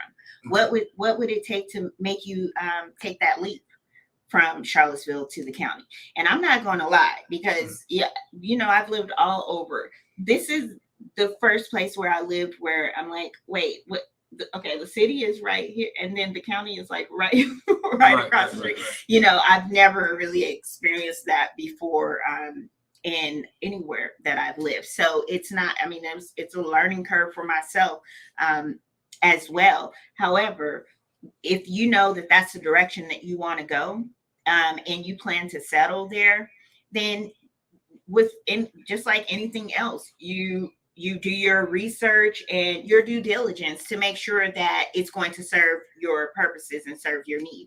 Because in the long run, if it does not, you're going to end up relocating, and it might be time for your family to settle. And just, I personally know I want to leave the world a better place for my son, right? And do what I can to do that. So I don't care where I am. I'm going to do what I can to try to make it better for him and people that look like me, and just in general, the community, so that everybody can thrive. How do we not create a crutch? Like, how do we not create? I know some people won't like this comment that I'm about to say, but rent relief was a crutch. And I can only say that by looking in hindsight as to how people were. Like, you received all kind of money from the city and the state, federal government. You had rent relief. And now eviction court has more people than child support court. Right. So that goes back to the literacy we were talking about, though, right? To help with maintaining and sustaining. Right. So how do we not create a crutch? You know. Well, I think that, I mean, that's a whole can of worms. Just because affordable housing was an issue before the pandemic, a huge issue before the pandemic. So, you know, I worked for social services, Albemarle County Social Services during the pandemic. And if I'm being honest, because that was my part-time job, I stayed on because I didn't want to leave my families without support during the pandemic. So I ended up working 65 hours a week for almost 3 years because I stayed on to a job that I didn't need to help support those families. So it was more of, and I think it was more of it was more reactive than proactive. And I think that I'll speak for myself when I say that, you know, any planning for the future, I mean, of course you want to be proactive if you can, but when unexpected things happen and you're just trying to, you know, jump to figure it out quickly, I think that hindsight is 20/20. And a lot of things happen and it's like, look, it sounded good, you know, at first, at that time, wanted to make sure that people weren't evicted or that they had a roof over their head or that they had food, you know, and things like that. So I can, which is helpful. Yeah, it is, but I mean, I feel you. Yeah. I absolutely do feel you because we want to be able to help people in a way that's going to be sustainable. Yeah, like it really, really bothers me what are not just Black community, but are people that utilize the services of their money, PPP loans, and the condition that a lot of them are in now. Like that really bothers me because I don't think the government will ever do that again in our generation. Right. Like they might end up giving you something, but they're not going to give you access to resources, financial resources, the way that they did. Well, I mean, as Charles, to your point, it definitely means that there needs to be the literacy piece, the financial literacy, and just understanding that. I mean, because even when we got like the tax credits, I don't even remember what they call stimulus and everything. I didn't want it. I'm like, because ain't nothing for free. Like I don't want it. Like where it's gonna come back. I mean, even though they didn't really give you an opportunity to do that, but so just knowing that, and just transparency.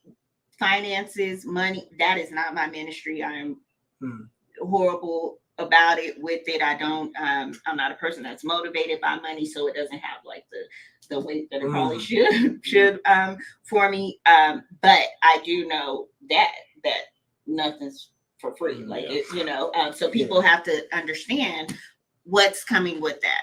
Right. What's going to happen on the back end of this? Where is it going to potentially bite you? Like, you know, I think that's what I mean. I hear both of you saying is that, you know, we need to know. And the key thing to remember too is what the economy is intending to do too. Because Razor, while you're sitting there saying that how a lot of people seem worse off after that, you got to remember sometimes that, like, whether they're worse off or not wasn't even like the purpose. The purpose was stimulating the economy. The purpose is if I give these folks money, they may spend it on some foolishness, but it's going to stimulate my economy. You know what I'm saying? So it really depends on who's administering it and what's the purpose behind it. You know, I always look at it as just control. Like I don't dissect it down to, okay, is it for foolishness for me to get more money, whatever? I root it to control. You know what I'm saying? If I have something that you need, whether it's a bank note, which is money, or if it's drugs, or if it's prescription pharmaceuticals, whatever, right? The influx of it into the community is a matter of control. You know, that's just the way I always look at it. And that's definitely fair. Yeah. It's the onus is on me to know. Yeah. That's a way way to control. Right. So like I said, with like the stimulus, like you can have that back, Yeah. or I just hold it until y'all ask for it Yeah. back, or you know what I mean? But we have to understand that because it's not a free for all. You know what I mean? We have to understand that, and it's hard. It's hard when your light bill is already past due. Absolutely. It is hard to make those decisions, but it is, the onus is on us. Now, I would say working for human services, pretty much my entire life, I know that people sometimes they don't think about it because you got too much other stuff to think about, right? And so, but thinking from a place of abundance and sustainability for me is what I think would be ideal for me and my family. So whatever that looks like, if I feel like I'm gonna have to pay something back, or at some point something has to give. And for the landlords and whatnot, being told for 20 months or whatever you can't evict people. Yeah. They also are in a pandemic. That's right? Like, so they also need to be paid. So on the back end, when the moratorium ends, it's like, well, I gotta get these people out, and I gotta hike the rent for the next people. Yeah. It's a very vicious kind of cycle. That happens. That's why I never felt like they chose that they were stimulating the economy. You know what I'm saying? Because a lot of the people that were signing the bills to be able to pass this thing over were the people that were looking at, okay, who's going to foreclose? How can I get this? Who are we connected to the banks, right? So we always say, we playing checkers when they playing chess. And they have the money to sustain themselves. And in today's society, I know what y'all are saying about man, I'm in such a deficit. There is no, I know I'm biased with this, right? But there is no excuse to remain ignorant in today's society when 4-year-olds can grab a cell phone and tell you about absolutely. I can't go for that no more. And just playing the devil's advocate. Yeah. We don't play with the devil, Miss Khalilah. I know that you do, though. I'm always waiting over the cup. And so there are families who don't have access to the internet. Yeah. Very true. They don't have broadband. They don't have the internet. So they I don't know about that, Miss Khalilah. I see a lot of I see a lot of iPhones on people's hips. Yeah, those are people hips that you see. But what about the ones that work 3 jobs and you don't see them because they at work 3 jobs and their kids are at home? They couldn't even do virtual learning because they didn't have access. They didn't have the Chromebook, or the school would provide the Chromebook, but they don't have the internet. So they have to get those kids to a parking lot somewhere that has internet access. And not only that, what about the families who are English is their second language? Absolutely. Do you think that's no, something I'm that with they would you. have access We to? over at the Fountain Fund, we have a program where for our client partners, we give away hotspots. Yes, right? yes. So, and that's just a little plug for anybody's client partner. Yeah. Reach out to me. Yeah. But I have to say that, and sometimes, family, I want y'all to know I don't believe everything that I say. Oh no, I know. Sometimes I have to get, but you'd be surprised at how people engage me. He a butthole. Well, there's always exceptions to the rules. You know what I mean? Like, there's always exceptions. Yeah, but I have to say things like that sometimes. But Khalilah, we before we let you go, we had a question too. A listener viewer was wondering. She says, "Thank you for the conscious conversations. We are great." She called us great. Thank you for that. Thank you. But she also wanted to know, who do you name as your teachers or mentors in this work? Who do I name? I mean, yes, I had to say yourself. Oh no, I don't name myself at all. I went to the Black Women's Meetup the other day. Several of those women, I've met some phenomenal. Your wife, Dr. Sharika Jones-Lewis, yes. Pretty much anyone boots on the ground who are doing the work of equity in the community. Serena Gruia, Khaki Demick. There's lots of people, and anybody. I mean, the people who are willing to take the time to do this, who believe in the power of their own voice. I mean, as much of a cliche as that sounds, those people, because they're the ones who are going to live this, and they're the ones that are going to make the changes that need to be made. And then, what is it, Adrian? Is her name Adrian? Yes, Adrian did. You yes. for listening. That's right. Yeah, for you listening. for listening. Yes, That's right. yes. And being actively engaged and asking questions. We need more of you. Those are Adrian the people special. Adrian special. Yes, indeed. So the last thing I have for you, too, because I heard, is there any structure around the meetups or the folks getting their communities or their social networks together to submit information? Like, do you want them to somehow inform the camp? So the way that works, if you visit the website engage.albemarle.org/AC44, there is a community chat kit that you can download. That chat kit will have everything that you need. It'll have it'll show you how to facilitate, how to engage people so that you get actual responses out of them.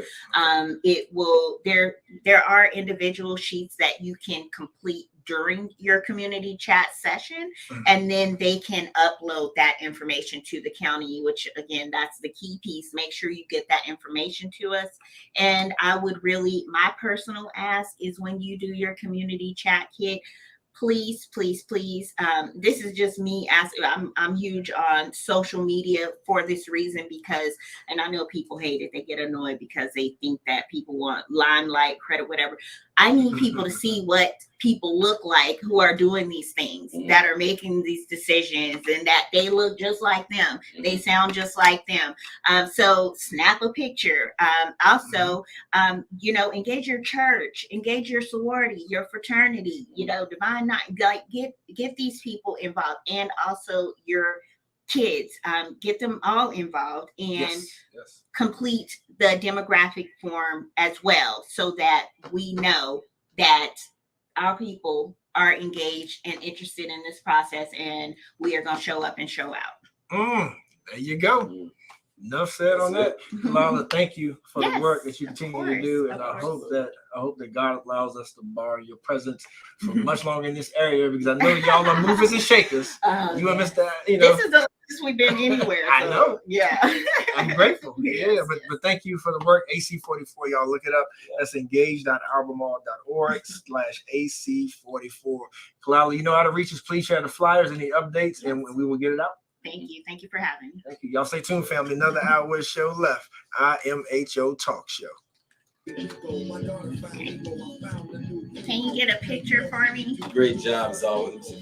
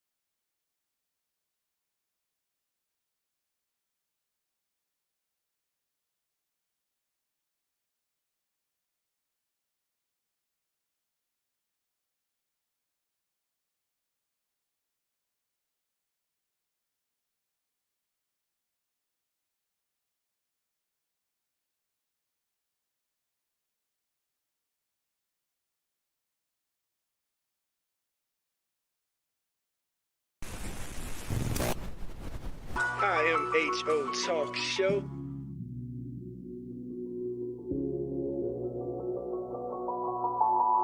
Sir Charles, Miss Max Razor. You're listening to In My Humble Opinion with Maxilia Robinson and Charles Lewis, only on 101.3 Jams.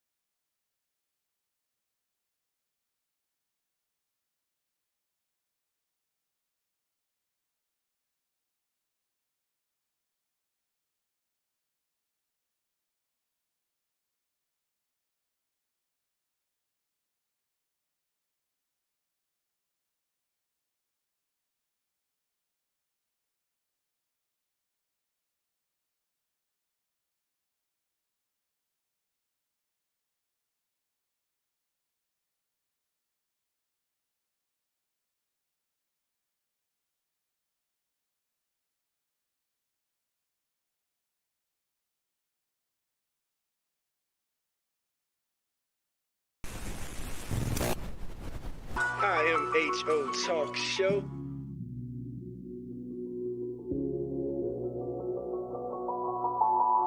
Sir Charles, Miss Max Razor.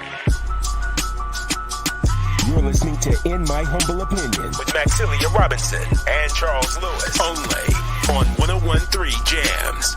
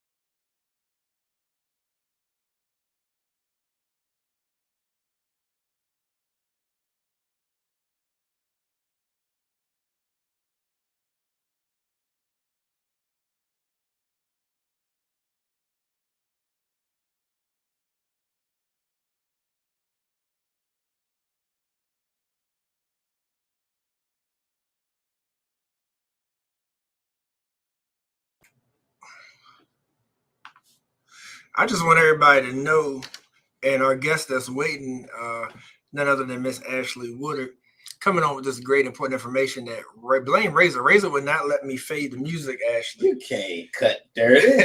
I'm sorry, Ashley. It's okay. Like, I don't know if you can hear it, Miss Ashley, but we had Mariah Carey's Fantasy, the Bad Boy remix for the Old Dirty. You know, he said me and Mariah go back like babies and pacifiers.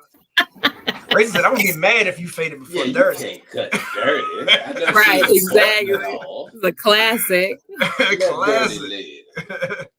Yeah, but thank you, family, for sticking with us for the last hour of today's show. And as we promised, in this March, this National Women's History Month, celebrating our sisters. And Ashley Woodard, for those who don't know, is a sister in the community that's doing some amazing work.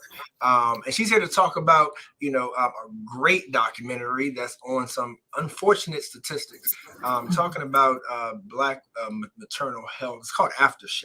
And Ashley's here to talk to us more about that documentary and the screenings that are forward here around town. So, but good Sunday afternoon to you, Ashley. How you feeling?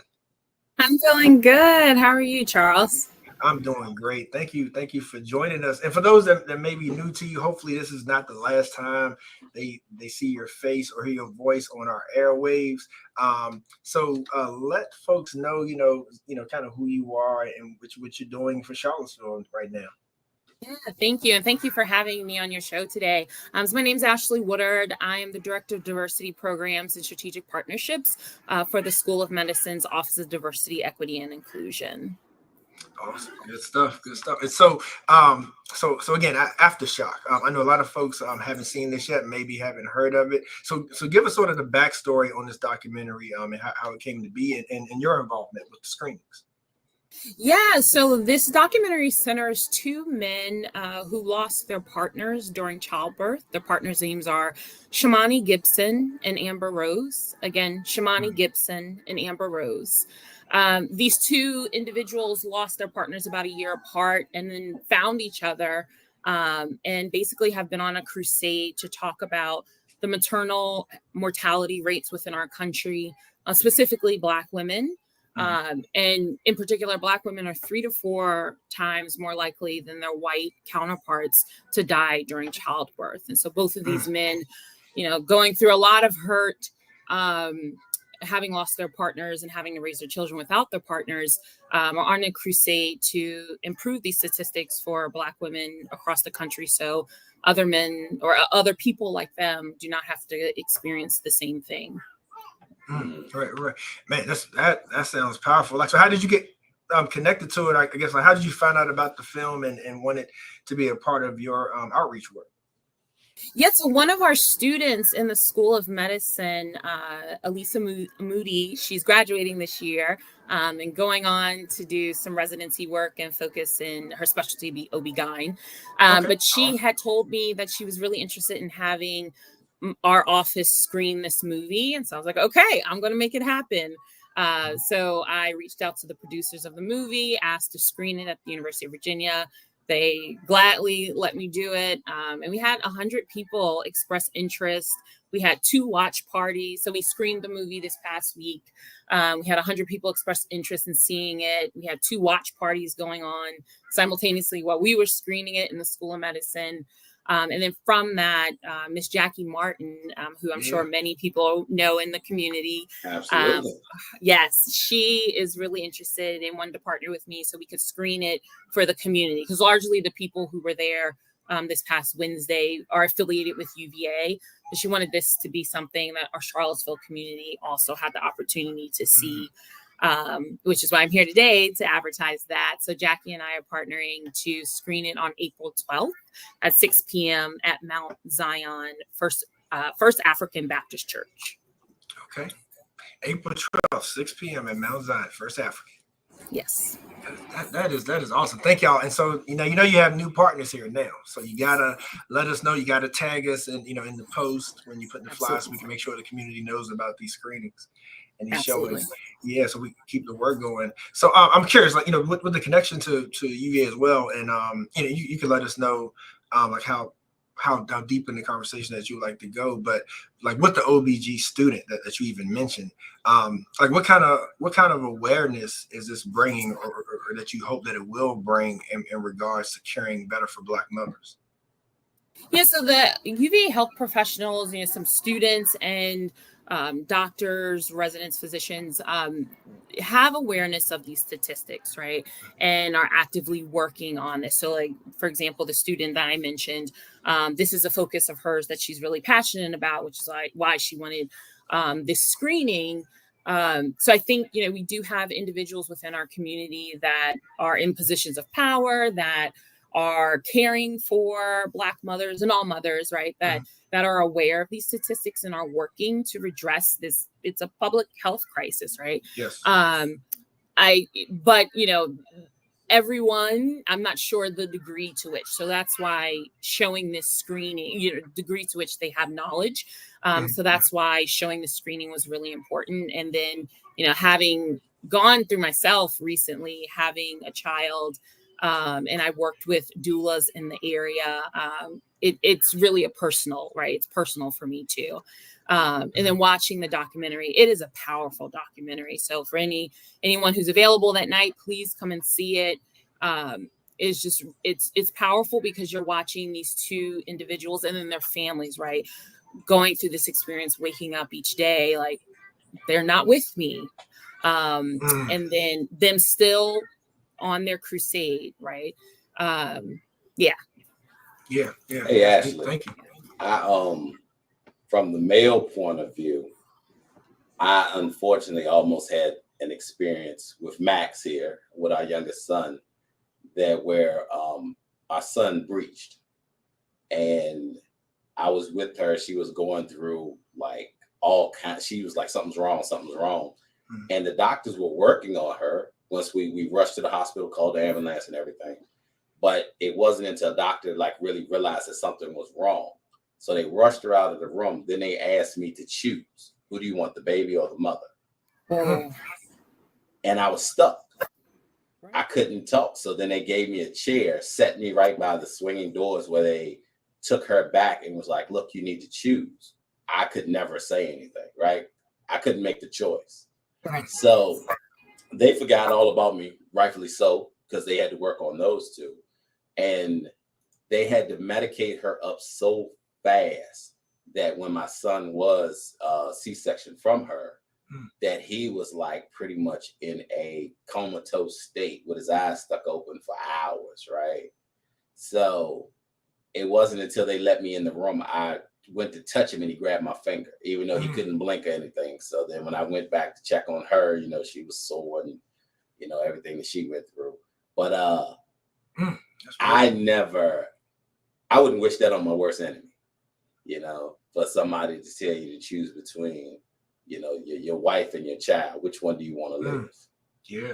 Like that was a rough one, so. That's an impossible choice to have to make. Yeah. I don't see how some people choose. Right.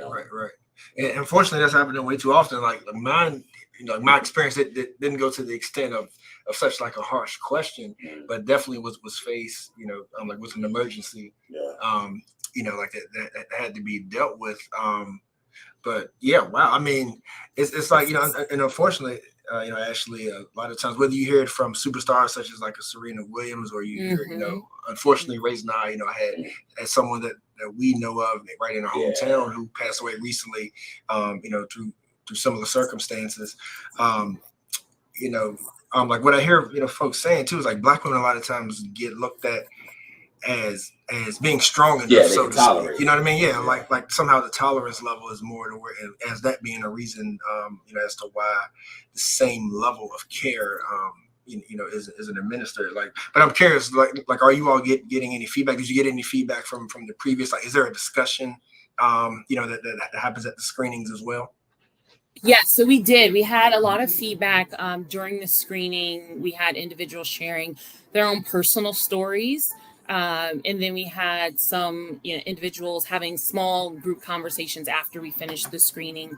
And we will have a panel presentation for the UVA community and hoping to open this up for a panel presentation later on in April, where we'll have healthcare professionals from Centera, from UVA, some UVA School of Medicine students, and then organization that's near and dear to my heart because I worked with them, and they're just doing really great work around this issue in Charlottesville, the Birth Sisters of Charlottesville.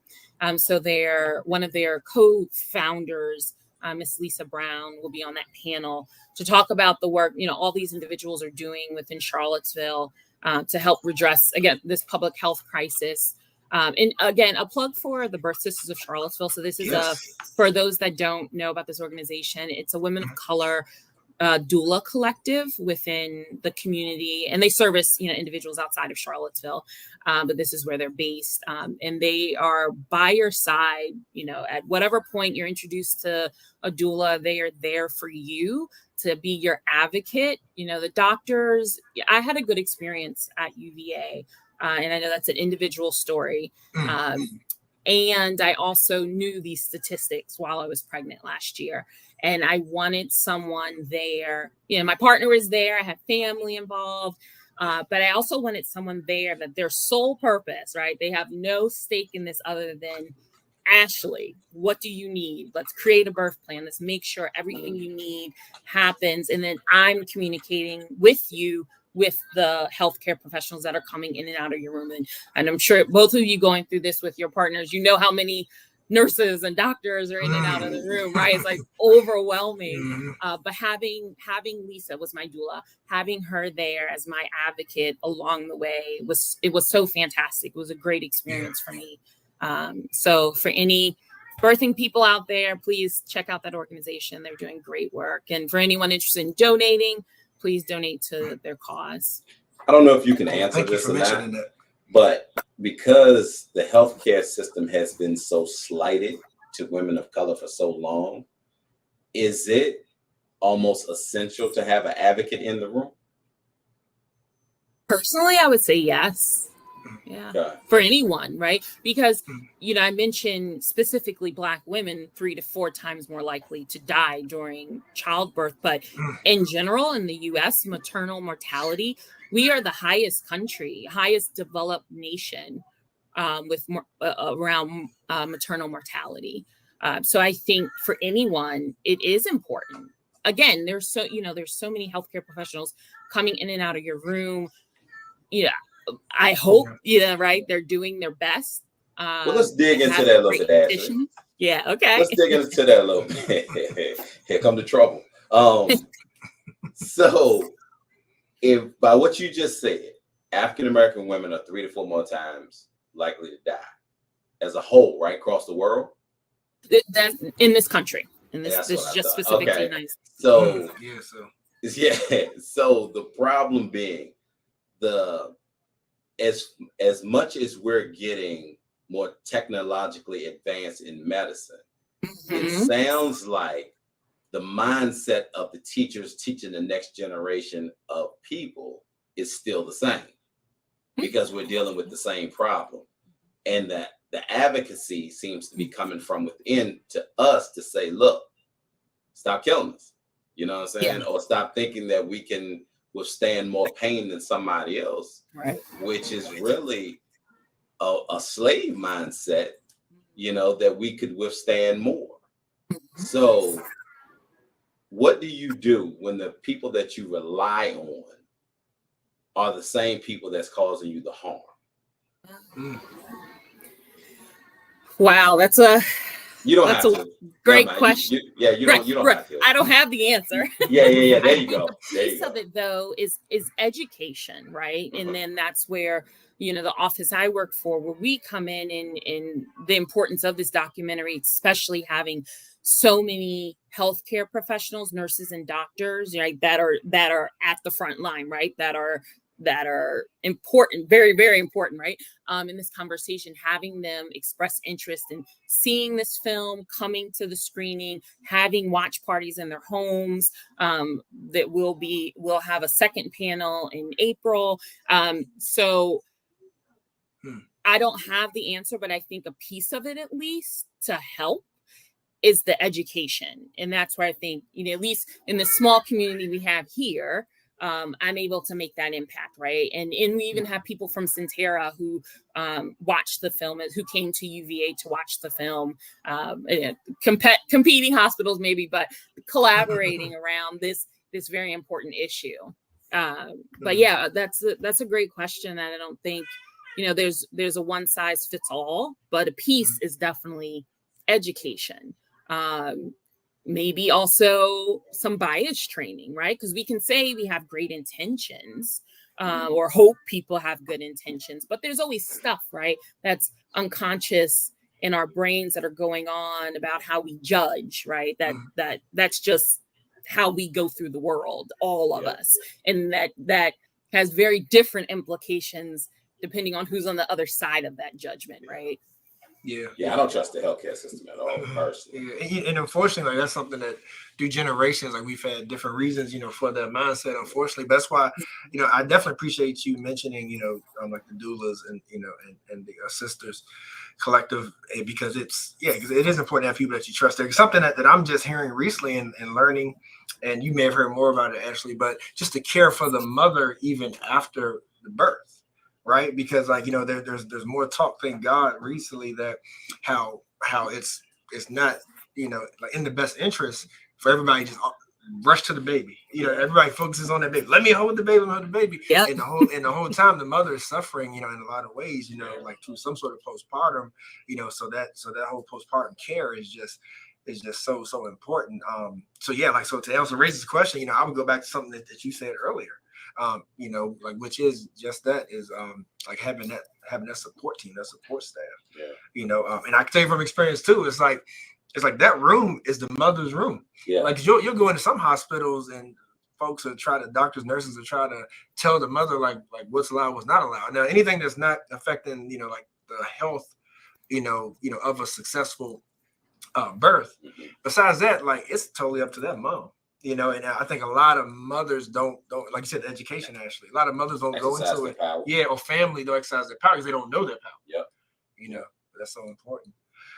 But yeah, but Ashley, thank you so much. Is there any other points that you wanted to mention about the documentary? You know, I don't want to cut you short. Oh, no, nothing in particular about the documentary. I just think it's important, again, to support, another plug, to support our birth workers, our doulas, our midwives. And then also, if this is a topic that you are passionate about, writing to your Congress people, and expressing your dismay, expressing your anger, your hurt, your in what you want to see, right? We elect these officials to be in the House of Representatives, in the Senate, and they should be doing work for us. But after the emotion, then what, Ashley? Like, I mean, just playing, like I said, devil's advocate. Just because we tell them, like, I don't like this is going on, these numbers shouldn't be the case, this is humans. Then, I mean, but what are we saying to them? What are we expecting them to do besides saying, got your letter, duly noted? Right. Well, I mean, I would say personally, I'm expecting that they're working with hospitals across our state to make sure that somehow we can hold the hospitals accountable for these deaths, that we hold them accountable to improve the statistics, excuse me. And, you know, money has that is money talks. Money talks. You start finding them. Yeah. Has a lot of power, right? In our country, it has a lot of power everywhere. Yeah. And hopefully we have more young sisters going into that field as well. You know, like OB field, you know, props to the sister that you mentioned as well, you know, with the idea, you know, of you showing these screenings. Absolutely. Yeah, would love to see more of them in office. So yes, actually tell them one more time before we let you go, you know, the next scheduled screening. Yes, next scheduled screening, April 12th, 6 p.m., Mount Zion First African Baptist Church here in Charlottesville. Awesome. Thank you, ladies and gentlemen. Please let your voice be heard. Let's take care of our women out there. Ashley, thank you. Keep up the great work. Like I said, tag us, reach out anytime, you know, so we can help, you know, get the good word out with all the great work you're doing. Please keep it up. Absolutely. Thank you both. Have a good day. Enjoy your Sunday. You too. Bye.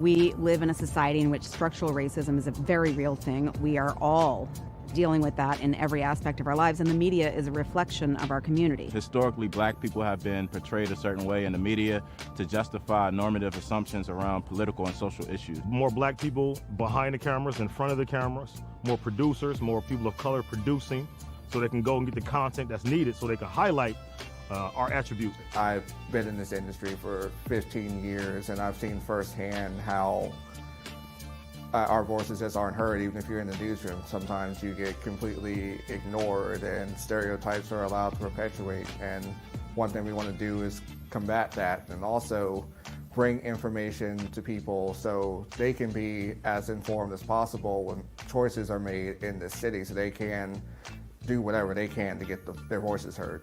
What I believe can be done about the situation is to have more people of color creating news stories. More people who have a interest in and a social consciousness that relates to the stories that they're telling.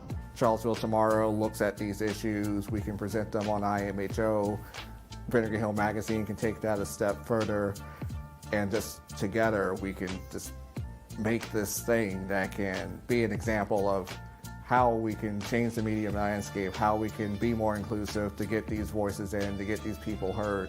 That's just one thing that doesn't happen in so many places, and it's a shame.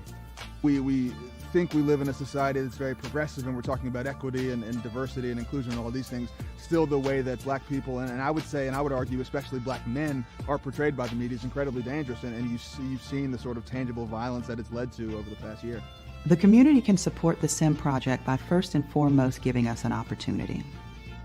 We understand that it can be difficult to give trust right now, especially considering the current social and political environment. But this project will only be as successful as the community allows it to be. And so we ask you to give us the opportunity to do the work, critique the work, and make sure that we stay aligned with the vision. Another way that the community can get behind the SIM project is through engagement. We want to hear from you. We want to know what you're talking about. We want to put your stories out there.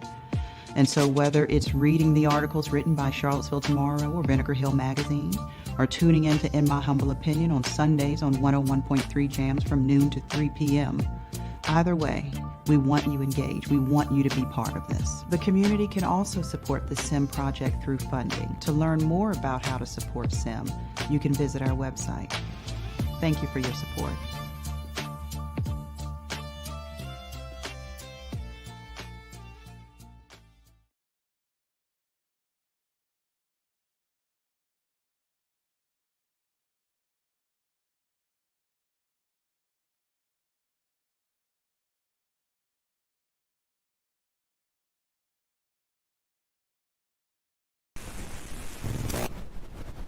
IMHO Talk Show.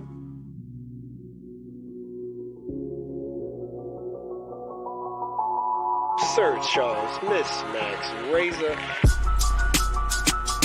You're listening to In My Humble Opinion with Maxilia Robinson and Charles Lewis, only on 101.3 Jams.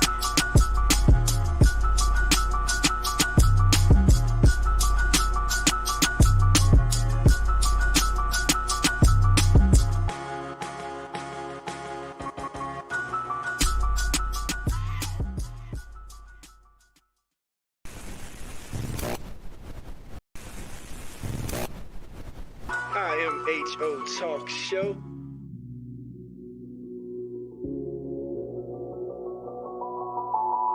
Sir Charles, Miss Max Razor. You're listening to In My Humble Opinion with Maxilia Robinson and Charles Lewis, only on 101.3 Jams.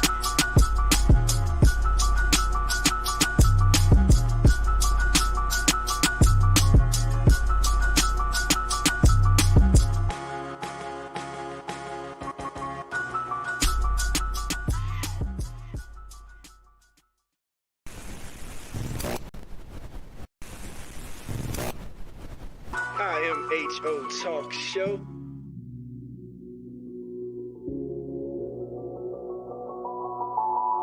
Sir Charles, Miss Max Razor. You're listening to In My Humble Opinion with Maxilia Robinson and Charles Lewis, only on 101.3 Jams.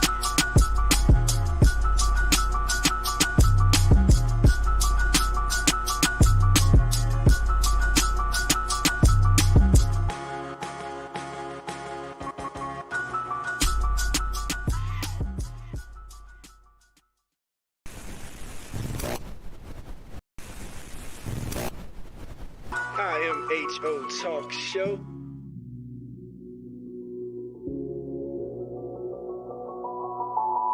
Sir Charles, Miss Max Razor. You're listening to In My Humble Opinion with Maxilia Robinson and Charles Lewis, only on 101.3 Jams.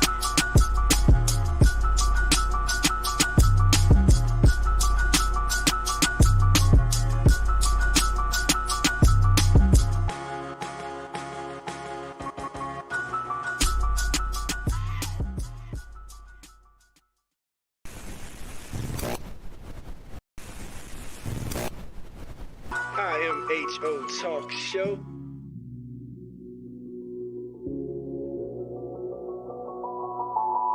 Sir Charles, Miss Max Razor. You're listening to In My Humble Opinion with Maxilia Robinson and Charles Lewis, only on 101.3 Jams.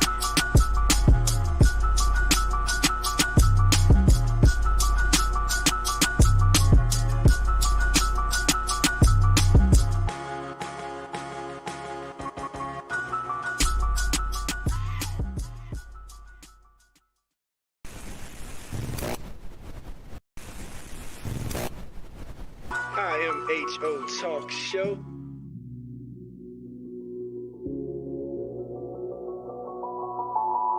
Sir Charles, Miss Max Razor. You're listening to In My Humble Opinion with Maxilia Robinson and Charles Lewis, only on 101.3 Jams.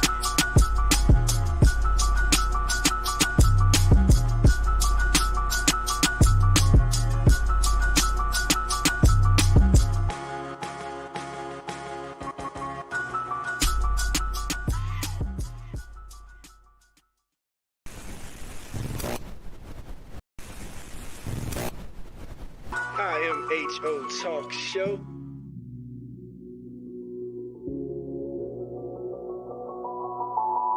Sir Charles, Miss Max Razor.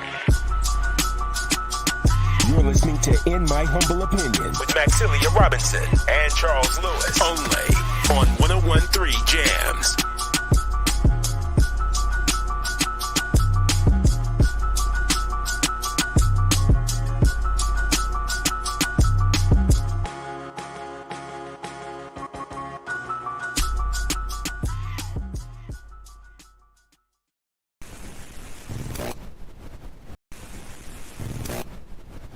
IMHO Talk Show.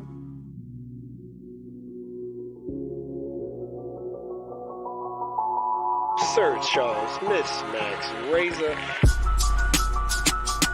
You're listening to In My Humble Opinion with Maxilia Robinson and Charles Lewis, only on 101.3 Jams.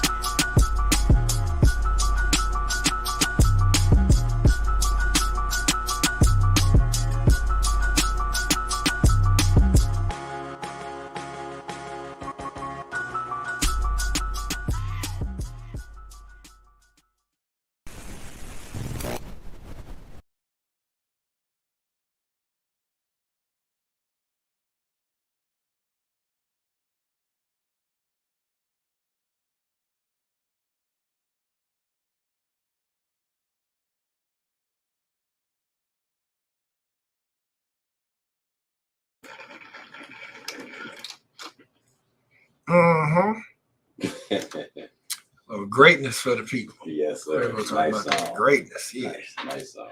Yes, indeed. Much blessings, man. Much blessings. Love the depth of those lyrics in that song, Razor.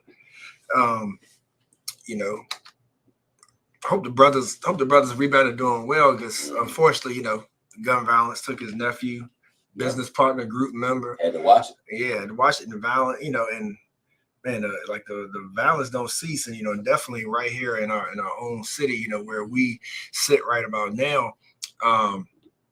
man, and like to think about, like to deal with all the accusations, man, you know, that like he faced on, like was another one of those moves, you know, to where somebody sacrificed somebody for fortune, you know, or is his hurt real? Yeah. And you got to imagine like how tough that is on him either way. Yeah, he still had to look at his mom and his sister. Yeah, you know what I mean. And like, and it makes me think about even our young people here locally, man. This is a conversation that we got to continue to have, and not only have the conversation, but to take action behind it as well. You know, man, because it made me think about like our young people that's going to court and the request that I've seen about like writing, you know, like being a character witness, and like, you know, like writing letters, you know, on attorneys' behalfs. Man, like all that kind of stuff, man, it's tough. But one of the topics that we hit on last show, man, that's still been on my heart, man, is like, is this a war for our soul, though? You know what I mean? It's like, is this something deeper? Because you can talk, you know, like in an institutionalized way about the importance of education, importance of economics, and how that can positively impact a community, on how maybe that's the reason, like, you know, like maybe if daddy wasn't in the streets and end up in jail or dead, or mama didn't have to work work multiple jobs, she could be more present. You know what I mean? You have all these things, but at the bottom of the day, man, like you and I both we remember coming up, and like we did dirt. It's like, and no matter how much our parents loved us, it's like, you know, kids gonna be mischievous at a certain point. But we both also can point to like, there was a certain culture of community that still checked us. And then when we got out on our own, then we made our own bad decisions. But when you out on your own, that's your fault, right? But when it comes to like how we treating each other, man, and like how we raising our kids, like something as simple as understanding that it comes from a place of love when somebody else check our kids. Like we got a problem with that now. You know, I'm again, Razor, like I'm trying to scale this thing down because I think we overcomplicate it sometimes. Yeah. And I'm like, what just about, even when you don't feel like doing something in the community, like what happened to grandma and mama making you do it anyway? Yeah. And trust me, dude, I'm speaking from first experience because I got some mouthy kids. Yeah. They mouthy as all get out. And so I'm speaking from experience, bro. But it's like, but there's a line though where you just got to be like, you may not understand it. You may be mad. I got to snatch you up. But you got to do it. Yeah. You know, just like I told you the story before, like of like my dad telling me and my friends. Yeah. I don't care how late y'all were out last night. Going to church. I don't care the wrong you were doing. Yeah. If y'all crashing here on Saturday night, you going to church. Yeah. And I'm just saying, in church is part of the spiritualness, like I said, the war for our souls, like the values, right? Yeah. The core values just making the difference, man. It's it always goes back to me for, take away the fact of evolution, how smart we are, technologically advanced, we're still mammals, right? Regardless if it's an animal on 4 legs or 2 legs, whenever you have an abundance of young bulls running around, you got chaos. You always need the older men of any species to be able to check that chaotic behavior, right? You got a pack of young lions, they're gonna kill everything in sight. They ain't even killing for food, right? You got a pack of birds, you know what I'm saying? They go around terrorizing all the female birds. I mean, it just is what it is. The absence of males, the male presence, right? Like the active male presence, not the ones grown up trying to hang out and act like young kids. And other kids said that to me in Charlottesville High School. What do I do when I got older guys that's already graduated out there hanging out with me? How am I supposed to respond to a situation like that? Right? We don't do a good job of discipleship in the male community to be able to check somebody. You know, like we don't. And a lot of that comes down to the way the system has been organized to take the power away from. When you take the ability for a man to be able to check his own child, his own flesh and blood, you've hindered him. You know what I'm saying? You put a crutch on him mentally, right? Because I've seen the steam come out of somebody when their child talks trash back to them because they can hide behind the female presence in the house. I've seen the way a man feels about himself when somebody said, man, oh, you bad, but you can't take care of your kids. You know what I'm saying? Mm-hmm. Like, I've seen that steam come out of the toughest of men, right? So now you got a man walking around who's trying to avoid conflict when it comes to children of any sort. You know? That's deep. Yeah. So, I mean, and it's a real one because, okay, so now my relationship doesn't work with the mother of my kids. So I go out here and I develop another relationship where I'm taking care of another man's kids, but I can't really discipline them because they're not my kids, right? So you literally have no power. All you're doing, so you give information, but when that child, male, female, whatever, starts to get out of hand, you have no power. So now you got children raising children. And as strong as some of these women are, they're not meant to be the ones that check the children when things get bad. Let me ask you a question. Okay, I strongly think they are. Right. No, I feel you. I feel like, and I think everybody get the context of it too. It's like, it's like when you're talking about male or man or father. Yeah. Like that father, represents father. something. That's the best way to say it. Yeah, father, right? Like, you know, like that does like that embodies something. Yeah. You know, that's particular. Just like woman, mother. Yeah. You know, embodies something in particular. Absolutely. You know what I mean? So like they both have jobs to do. Yeah. You know. Yeah. But let me ask you something though. You remember the scripture, the poor will always be among you? Yeah. Remember Jesus said that? Yeah. All right, so when I say that, like, what's your first thoughts? Like, how do you interpret that? The poor will always be among you. They will be there, but they should not be in control. What you mean? All right, let's say the thieves are always going to be around, but the society doesn't get out of whack until the thieves are making the decisions for the community. The poor should always be among you. The people that need help should always be there. Right. But if they are the dominant force in that place, you got chaos. Because their method of survival is going to kick in. And anytime that everybody is living on survival techniques, you have no choice but to have chaos. I got you. And the reason that thing's been resonating with me again, you know, since I made the comments last show, is like it's a very fine line. It's a thin line. Like when you think about, okay, like we need all these social structures to make sure that people have opportunity, have hope. Absolutely. You know, because one thing that I hear a lot is about, man, it's like the kids don't have anything to look forward to. Like there's no hope anymore. You know what I mean? And so I get the structural piece, but then it still winds back to, okay, what about the core values? Because without spirituality, it's like then there's no rules. Right. And it don't matter where I send you. And I mean, like, I even remember the street having rules. I don't even know if the street had rules anymore. Street ain't. You know what I mean? I mean, like, when we came up, at least was like a street code. Dude, I remember multiple times. There being OGs in the community being like, yo, what are y'all doing here? Yeah. Like, what are you doing? Man, get home, man. Like, you should be doing blah, blah, blah. Like, does that happen anymore? Like, is everybody trying to get all the kids, you know what I mean, like, be a part of the game? Or are they be like, yo, like, you got talent. Or like, yo, you gifted. Yeah. Take your butt home. You got no reason to be out here. Yeah. And that's even, if you go back in our day, right? They might have been a wino, but they were something back when they were younger, right? So people can remember when, right? You can't live on that for the rest of your life, but at least they had something that said, in his day, he was XYZ.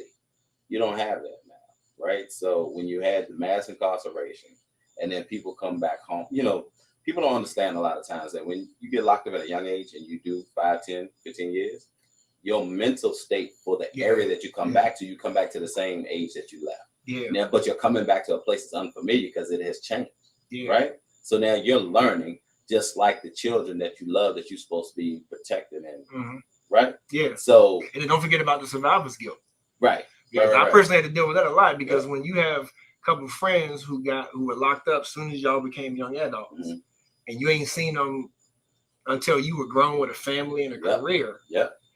And like you said, hang out there with them. Try to make sure they know you got their back. If you need anything, I'm here for you. Like, survivor's guilt is something that I didn't realize was there until I got older. You know, like you seen Creed 3? Yeah, of course. Yeah, like survivor's guilt, right? Yep. Like, I mean, that was pretty much the storyline. Yeah. You know? Jay Morant. Yeah. Bruh. Yeah. We see it all the time in our community. I'm sure other communities have it too. But we have it especially, and we don't have a positive way to deal with it. talking about, and I love the organizations that give us, our community, outlets to be able to talk, right? But just like I asked the young lady, after we talk, then what? You know, what's the process then? What are we putting in play? What's set up then at that point? Because after I get rid of my feelings, oh yeah, I feel better. But nobody's teaching me how to actively improve my situation. So if the person was selling drugs, right? I've had friends that come to me and say, look, man, I'm out here trying. I can't be out here with nothing. Yeah. I want to be out here for my kids, but I can't walk around. And that's because, you know, you want your kids to look up to you in some form or fashion. Absolutely. When you come home to nothing, yeah, you know, and guilt kicks in too. Yeah, you know what I mean. Absolutely. Like, and then unfortunately, like it's a domino effect after that. You know, like that pendulum of like feeling the guilt for not doing something right. A lot of times, like forces your psyche into a zone of well, I might as well do it wrong again. Yeah. You know what I mean? And that's a dangerous place to be. Yeah, because you've given up. Yeah. But you know, back to my point though, the reason it's such a fine line because it's like you never want to give up, never want to throw the towel in. Like I said, like everybody is needed. You know, as we say all the time, like there's no big eyes, little U's, no matter how small you think your work may be. Don't let nobody down there. Like I hate when activism turns into criticism. Because you got so many friends, you know what I'm talking about. Yeah, you got so many people who think that their way is right. Or if you ain't doing it the way they doing it, then you ain't doing enough. And they try to put you on blast. Like, yo, everybody plays a part. That comes like from the people body, right? Yeah, the body. My man. But that comes in play for people who never really controlled anything either, right? So then when they catch an ear, catch a look, catch a couple likes, whatever, catch a couple attaboys, attagirls, then they feel like they have to at that point. And nothing's worse than somebody trying to take their anointing or their talent and place it in every scenario based and try to get validity on the work that they're doing by judging yours. Yeah. You know what I'm saying? Yeah. And it's important to be realistic, but again, like also being optimistic. Definitely don't want to be pessimistic, but it's like because they're like I don't think we're ever gonna see a time, you know, like until you know, like heaven, like literal heaven, is when there will be no violence. And I mentioned that scripture, like where there'll be no poverty. Like I'm saying zero. You know what I mean? Yeah. So it's like we gotta just keep things in perspective, like where you constantly want to help, but you can't be deterred like when you see things that's still negative and being like, oh well, like I guess what we doing ain't working. Like if you helping somebody, it's working. And death is a part of life. Yeah. You know what I'm saying? Struggle is a part of life. You have to have one in order to have the other. Yeah. You know what I'm saying? Yin and yang. Yeah, yin and yang. Yeah. And so I mean, if somebody kills somebody out here in the street and we say, oh man, that's terrible. But then on the news it comes across that they executed somebody in jail. Death is death, murder is murder. Right? When that judge sentenced somebody to 70 years for something somebody else got 6 months for or work release, that's murder. Yeah. You know what I'm saying? So, I mean, we tend to look at those situations differently depending on who it's coming from. Yeah. And Karen, thank you for sharing your story also about your teenage grandson. Definitely appreciate it, man. But Razor, man, I want to get to a song though before we're going to make sure we have enough time. Absolutely, man. Yeah, man. But thank everybody for listening. Like we try to be positive. Thanks to Giles. Thanks to Khalilah. Ashley, y'all remember Mount Zion. Look it up. Aftershock documentary, April 16th. And then AC 44, Albemarle County's comprehensive plan. Much more coming, like we said with Giles from Seville Inclusive Media. Y'all let us know. Y'all, it's about you. Like Razor said, thank you to the fans. It's about that first person. It's about you, man. But yeah, one of my favorite songs right now, a song by YG called Alone. Like it's definitely about Mr. G. I want to play that as we close, man. And let's take care of each other, man. Like that's why the golden rule is treat your neighbor as yourself, man. And all the commandments are summed up in love. It's all about love, man. Like, you know, if we love each other as we love ourselves, man, then like that's the world's ills. That's why we say the core values, like spirituality, man. Like we're at a war for our soul right now. Yeah. So Seville, love y'all. Till next time, IMHO Talk Show. You know where to find the Sir Charles Razor. Peace. In the words of A.A. Rock.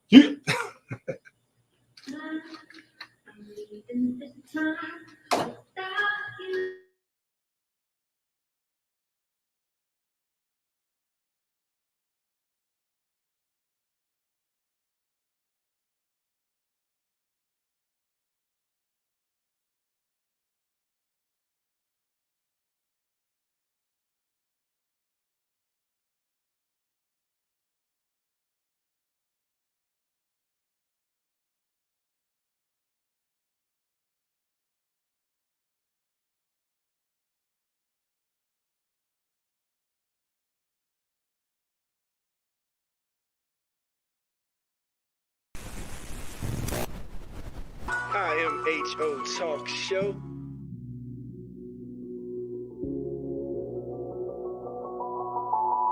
Sir Charles, Miss Max Razor.